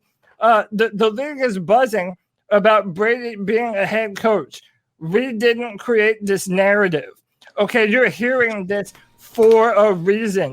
Show me a link. Where is the league buzzing about it? Because I haven't heard about it. Where's the league buzzing? And the NFL are talking about Joe Brady as a potential head coach. And that's why Joe Brady even came to the NFL. I'm looking it up right now. I'm going to see if anything comes up. And that's all. You know what is this? Is that it is the reason Joe Brady, there's a buzz around Joe Brady is not because of what he has done. No, he is not. It is because he fits the mold of what is exciting right now for fan bases, for analysts, and that is the young, articulate offensive mind. It is the Cliff Kingsbury. It is the LaFleur. It is and this all starts back and dates back to whoever the hell the Rams coach is.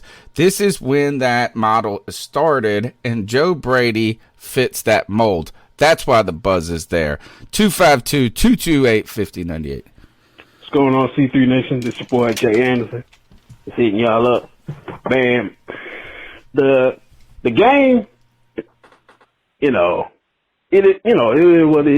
what it is. I mean, two bad teams facing each other. Hey, you would like to be the better of the bad team. So, I mean, the defense got a shutout, which is good. I still think Phil Snow isn't that guy. But I'm glad they see the difference is you take to hear Whitehead out and you put in Jermaine Carter. He actually did something. So, the defense was aggressive, which is good. It's just one game. A lot of people are saying, I see a lot of people saying, give Phil Snow a chance. You still need to go. You still need to go. But I like how the offense, I saw the difference with the offense when you got a quarterback that is mobile. I'm not dissing Teddy. I think Teddy is, people can say Teddy more accurate than, quote unquote, accurate than PJ. But when the play breaks down, you do want to have a quarterback that is mobile, that can get out the pocket, and fling that football. And that's kind of like what we've been missing. And I think that's kind of, it makes the offense more better. Especially when you got the weapons that we have. So, it's just one game. PJ played nice other than those 2 interceptions. I mean, but he's young. So you can give him that.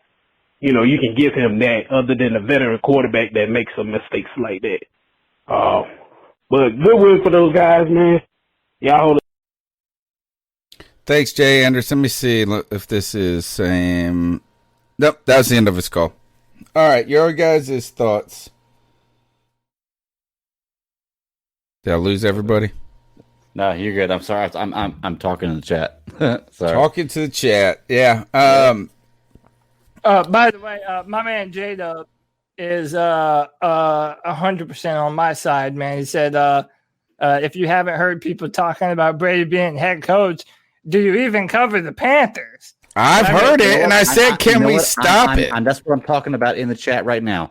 I just Googled Joe Brady's name, okay? In the first 10 articles that came up, there were only 2 that talked about him being a head coach in the future. You know who they were? catcrave.com and zonecoverage.com. Hey, let's give credit to those 2 websites because I believe everything they say. Like, come on, seriously. And can we just get over it? Come back to me in 2 years. That's what I want to hear. I want to see us next year be 10-6. Then I'll start talking to you about it. We haven't had consistency on this offense, and you can blame Joe Brady all you want. You can blame Teddy Bridgewater. But right now, we have not had consistency on our offense, and until there's consistency, I don't think he's going to be offered a head coaching job. There you go. How about this? If I'm him, for that reason, that's why I don't want a head coaching job. Because, like I said, the dude, me and that dude are the same age. Okay, we're both 30 years old. Like, there are things that you just don't know about being a leader of men, which is that's what I'm trying to say, homie. Oh, wow. You don't know that about anyone, though, Tony. You don't know that about Eric Bieniemy. You don't know that about any offensive. I know one thing. I know that Eric Bieniemy has more experience than he does, and just as much success. So yes, I do know that about.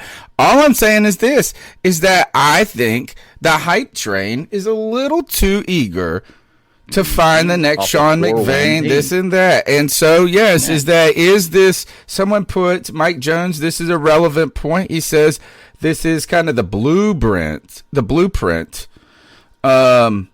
for the prototype of a coach going forward.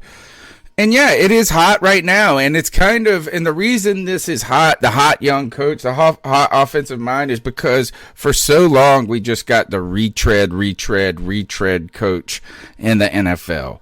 So yes, is the NFL the ownerships are changing, but right now, you know what? They got a baby coach in Cincinnati. You know, they got a child coach. I just think I am happy that Joe Brady is doing well as a coordinator in the NFL. I need to see him for a longer period of time before I say he's fucking phenomenal. And I don't want to just see a trick play where damn DJ Moore's throwing to PJ Walker, and that all of a sudden makes me think this mug is brilliant.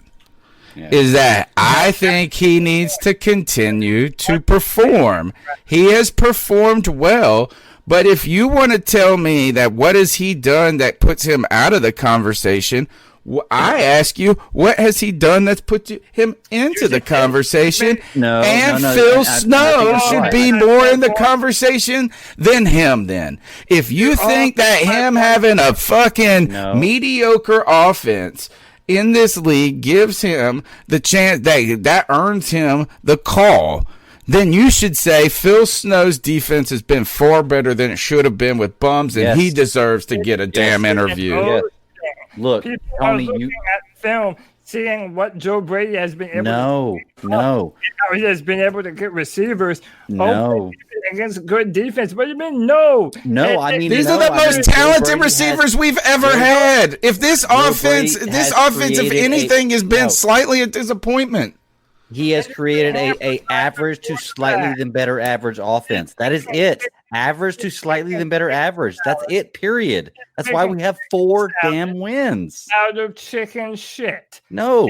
That's such a lie. That's a lie. You just got telling me that we should pay DJ Moore and Curtis Samuel. Moore and Robbie Anderson are great players, and then say he's making this out of chicken shit. You can't do that.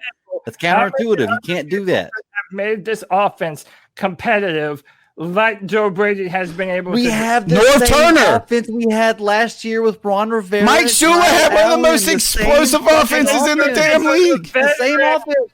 Those are veterans. No, they were not. Tell me the veteran that was on the team. Tell me we have a better We offense had than Kyle Devin Allen Funchess Ron and Greg Rivera last year. Olson. Please Oh, man. Show me where. Oh, Show me where we have a better Next offense. call. Next call. Yo, we're saying cigarette, man. QT0 right here, man. I gotta say that PJ Walker, he's not gonna be the answer to our troubles. You know what I'm saying? Fucking Stanford and the whole team was just a complete disaster. What I gotta say is our defense played great. You know what I'm saying? Without Jackson, I feel like that was a huge thing that obviously nothing happened on Torrey Pie because he was handling his job. He had his all week to practice. You know what I mean? And I feel like the coaching staff needs their kudos because they did all that without a CMC, without a fucking Short, without fucking Bridgewater, without all the shit. And it shows the depth that the GOAT Herney had put into the squad. So y'all better be keeping respect on his name, Cody. I'll be watching you, bro. For real. Giving the credit to Herney. Oh my god, dude, that hurt my feelings. Right, Man, what a win today, guys. Matter of fact, usually do. Man, what a win today, guys. I mean, I thought we were gonna be 3-13, and we know the Lions are shit. We know. But damn, was that a fun win. That was an amazing win to get. That was a fun game. And, matter of fact, usually during the games, I keep my girlfriend in the loop. I don't know why she doesn't watch. But, anyway, that's another story to be handled off the air. But, I was so into this game that I didn't really do that.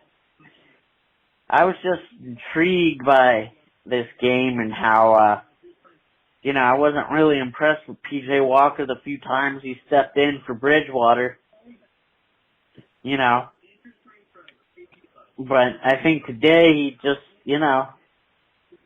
found his rhythm and just balled out and played real well. And I would imagine Ray Drioshadeh is pretty happy. I don't know why they haven't catcalled, but anyway, that's also another story. But I'm just so excited about this win. I don't give a damn if we get Trevor Lawrence or not. This coaching staff has already shown they could work with anything. And you know what, guys? Wow! Wow! Oh, he brought in a second one. Double round this time. Keep pounding. I think he's got another call in. Hey guys, Joey again. I knew there was something I forgot that I wanted to say last call, but I remembered it now. Damn, our defense was good. And granted, I know the Lions ain't shit. The Matt Bowl was like as lopsided as the score and as the game. Matt Rule clearly ruled Matt Patricia. Nice pun. Waiting for, crickets on my joke. Anyway, I 4 sacks today. Brian Burns. How many did Brian Burns have? Like 2? Well, somebody had. I think we might have had 5. I think he should. I think he should be credited for way more. But I'm glad I'm not no NFL player. Shit. But I mean, Brian Burns like a raging ring of fire. Anyway, guys. Wow! Wow! I love it. Nice. Love it. I want to see this is what was the time of possession today? home team in the second half. We won the time of possession in both halves. So, this team, we really got good field position. I was actually, what's interesting about the 2 interceptions that came from PJ Walker is while we didn't get points away from them, they did not negatively impact us as a team. Is that the other team then has a long field to go off of. Yes, they start on the 20 or whatever, but they then have to go a long ways, and they were unable to do that. They're like the only thing that made them consequential is that they were very visual in the end zone. Meaning what? And what I mean is that like if he would have thrown this on, say, the 14-yard line, and nobody gets any points from it, like our defense gets a stop, we wouldn't be like, oh, it's the fuck. I mean, it's like that's still taking 3 points off the board. And there was one where he threw, I don't know if it was the second one where he threw. Yeah, it was the second one. It was like a third down and whatever, a third down play. I almost was saying here, even if we don't get the third down or first down here, I wanted us to go for it on fourth, even though we would have gone up 20-0, right? I felt like, man, they have not been able to march down the field. Worst case scenario, you turn the ball over on the 15 and they got a long ways to go. Best case scenario, you crush them right at that moment. But then it was an inconsequential thought as we then went to turn the ball over. I don't know. I was happy. I mean, just overall happy with the performance of this team so far today. And why wouldn't you be happy? The only question is, how do we build on it going forward? Do we build on it? And is PJ Walker the building point, like Cody has said? 252-228-5098. Yo, it's Zero again. We need to extend Jermaine Carter ASAP, by the way, because I'm over here watching, it said right here that Adrian Peterson got held to 18 yards, and because Tired Man wasn't in. And did anybody else see Jermaine Carter level at Adrian Peterson at the line? Just leveled the Hall of Famer. Come on, I mean, that guy has earned a spot on that team. Dude, Adam Thielen with a fucking incredible touchdown. Great catch. I just saw that, yeah. Great catch. Teddy, bum, bum, bum, bum. He's Teddy, bum, bum, bum, bum. Bum, bum, bum, bum, bum. All right. He's doing the baby shark. I love it. Okay, so the Panthers today are able to pull out the win. Just to go over the score was 20-0, correct? Is that right? Yeah. 20-0. Shutout here. There were some inactives today, which is a big part of that story. Teddy Bridgewater inactive, Christian McCaffrey inactive, Dante Jackson inactive. Oh, Sam Franklin did not play today. Didn't notice that. And I guess we did notice it because we saw a ton of Burris. Russell Okung out, Miller out, Schofield in for them. So the Panthers dealing with some injuries, still coming off a trouncing against the Bucs, were able to really put it on them. And the big story of the day was PJ Walker, 24 for 34, 258 yards, 1 touchdown, 2 interceptions. Not a perfect game. But DJ Moore, 11 catches. Curtis Samuel, 10 catches. Robbie Anderson, 9 catches. So while we've kind of downplayed Robbie Anderson just because... Oh, excuse me. These are targets. I misread them. 8 catches for Curtis Samuel. Top receiver of the day. 8 catches, 70 yards, and a touchdown. Not the top in yards. DJ Moore, 7 catches for 127 yards. And Robbie Anderson with another 7 catches. I like this. Was able to distribute the ball pretty well. Joey Sly kicks a 50-plus yarder, and this Panthers defense just put it on them, holding Matt Stafford to 178 yards. Did not force any turnovers there. Their best receiver was a tight end, and Marvin Jones Jr. was able to get 4 catches on 51 yards. Really nothing going their way. Important win now, or I won't say important win. I don't know. I don't even know how to gauge this win. A very exciting one for us just because it's nice to have a win. Where do you think that this, and we'll kind of conclude on this question and get some chin check and player of the game stuff, but what do you think that today's game means for this team going forward? We're not taking. Well, I agree. I yeah, agree. We're not tanking them, but how about this, man? Our former head coach, Ron Rivera, he'd like to talk about, missed opportunities. And I think that today represented the start of an opportunity. I thought going into this, even before this game, that the Lions game was a winnable football game. I called it on Tuesday. I think next week is a winnable game against Minnesota. I mean, I know they're playing right now, but still, I don't trust them just like I don't trust Detroit. Then we go into a bye, which represents time for us to get even healthier. It would be a missed opportunity, to quote our former head coach, Ron Rivera, for us to not take this opportunity to, one, get more creative with our play calls, and number two, do it with a quarterback that's had more time to train and prepare with the ones, get more comfortable in the offense, and really make the plays that our offense desperately needs to have. It would be a missed opportunity if we don't take the time to do that right now. Yeah. Yeah. You're not wrong. What about you, Greg? Going forward, I just think that CK, what you brought up, I don't think we're tanking, and I don't know what the future of this team is going to be going forward. I think that what happens next week with who we start at quarterback answers almost every question we have about where we're going in the future, the integrity of our coaching staff, the evaluation of talent. I think that this week coming up is a make or break week for us with our franchise of where we're moving in the future. And I don't know where it's going, but I mean, I'm a PJ guy right now. Like, this guy showed me everything that Teddy showed me this year in one game.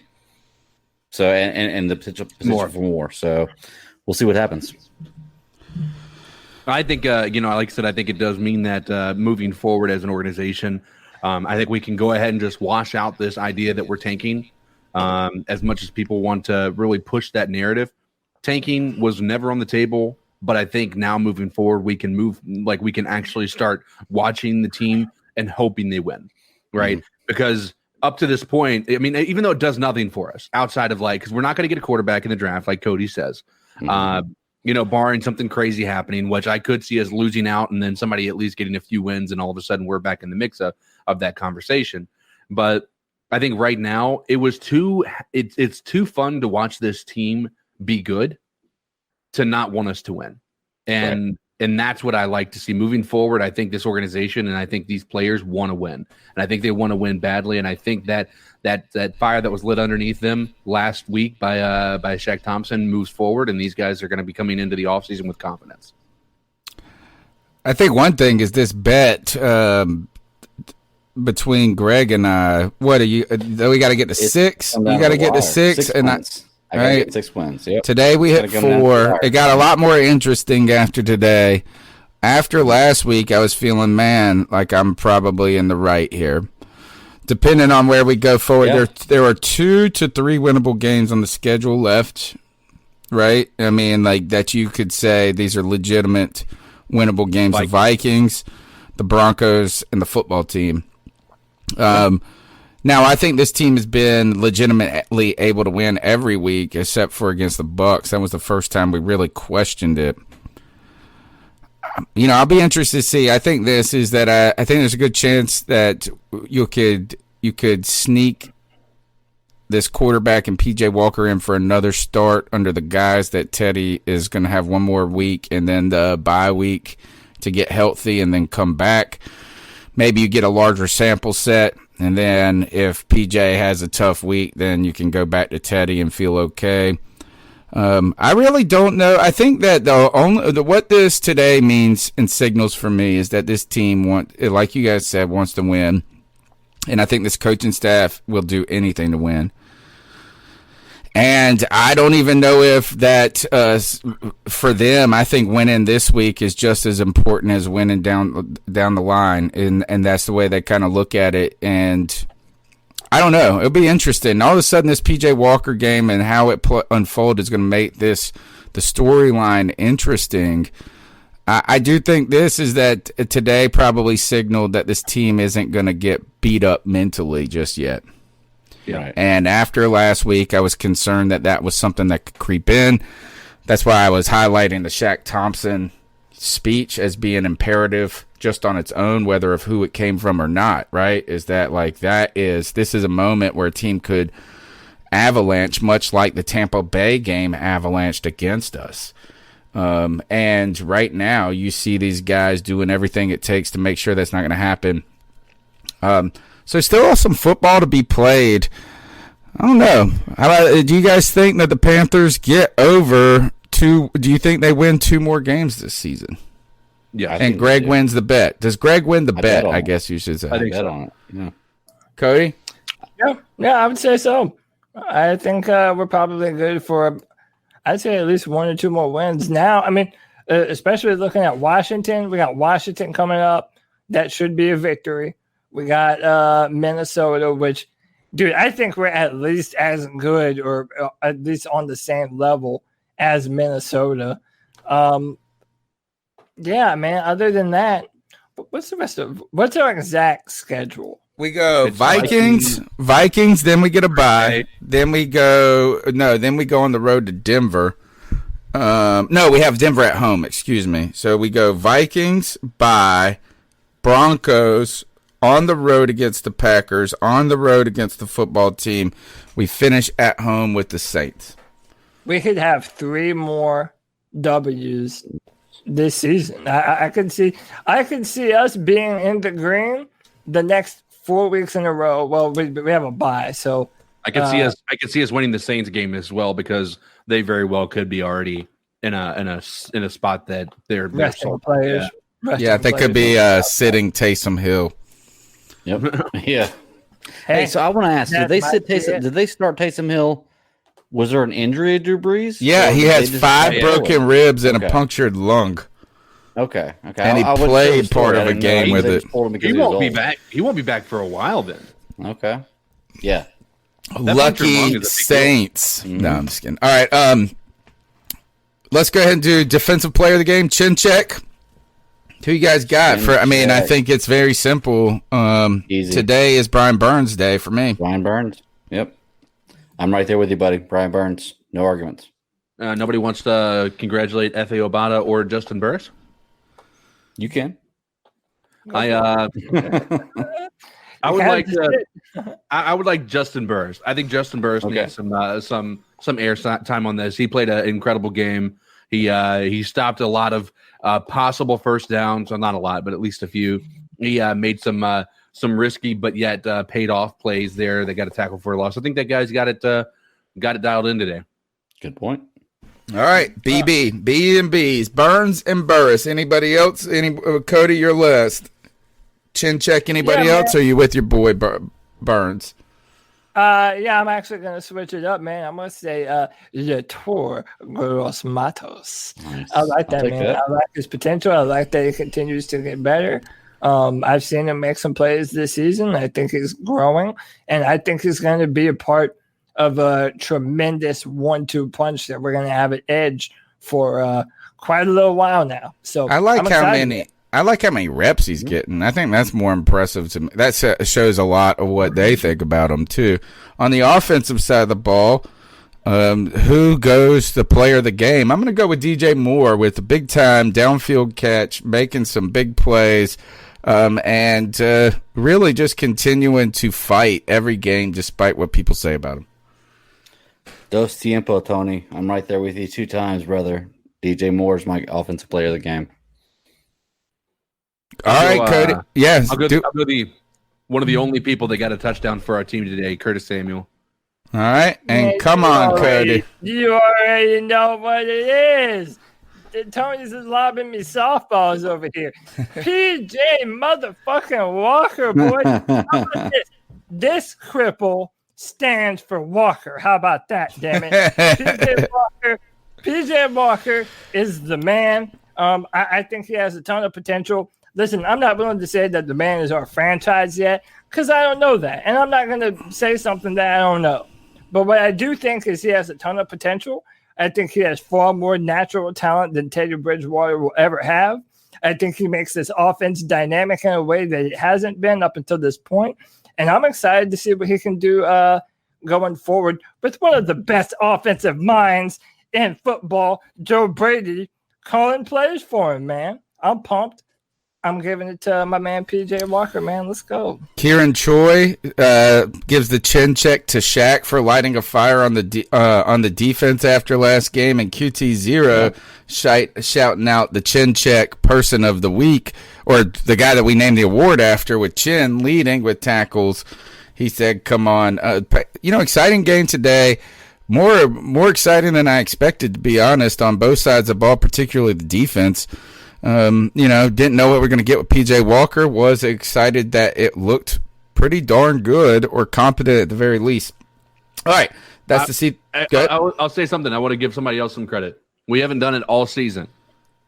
Chase Blackburn is coaching this special teams unit up like They're crazy. very good. Yes. They got that false start today that got them within inches, and then we were able to get the first down that just was able to ice out the clock. The punt, the fake punch, yes, those calls may have been made to go for the fake punt by Matt Rule, but those are plays drawn up by the one and only Chase Blackburn.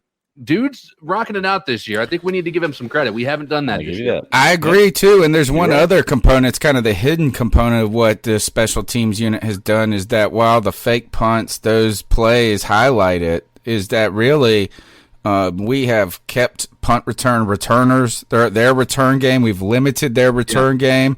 Charlton has been very good as a punter, and we have been getting down there making tackles. And on the other side, we have been pretty consistent on our return game. All of that is for the special teams has been such a weakness for this Carolina Panthers team for a long time, and the fact that we're not talking about it a lot means that it's pretty good. It's like the offensive line. It's best when you don't talk about it. So I agree, Chase Blackburn, and it shows you, they interviewed Chase Blackburn and kept him, not because he was with the team. They said he earned the job. They gave him the interview because he had been with the team, but he earned his position because of the interview. So I like that. All right, this is the C3 Panthers podcast. It's the post-game show. The Panthers destroy the Lions 20-0. PJ Walker potentially could be the starter going forward for the Carolina Panthers. And some people said, watch out, Joe Brady is the next, Sean Payton. And he's going to have a job. No, I'm kidding. Tuesday night, 9 p.m. is when we'll circle back the wagons to talk about many of these subjects. The number's 252-228-5098. You can follow me on Twitter at @cat_chronicles. And Cody, where can they follow you? Yeah, man. Follow me on Twitter at CodyLac, CodyLac. I respond to all the C3 fans. If you want to message me, ask me questions, whatever, man. I'm here for it. And there is a brand new mock draft every other Wednesday on drafttech.com with comments for the Carolina Panthers. First round pick written by yours truly. That's drafttech.com. Check it out. Wonderful stuff, Cody. Thanks for being on the podcast. Also, Greg, where can they find the man of many streams? Very many podcasts, but if you want to find them all, check me out at the BatDaddy52 on Twitter. It's my only form of social media. Hit me up in the DMs. I love to debate about things. If you're going to have a logical debate that's civil and not, name calling. But hit me up, man. And you can find everything I do there at the BatDaddy52. Just check it out. Everything you got there. So CK, like civil, you mean by like not saying that we don't know what we're talking about because we don't agree with your point of view? Exactly. Or whenever you can't answer a question, you answer it with an insult. Yes. Yeah, that's what I mean. Yeah, I told Cody he was wrong several times today, but I did not say because he didn't know anything about football. Yeah, exactly. And luckily, he did not say that back to me. And on that is CK. CK killing it on the streams. I was watching you guys play Warfare the other day. Warzone, excuse me.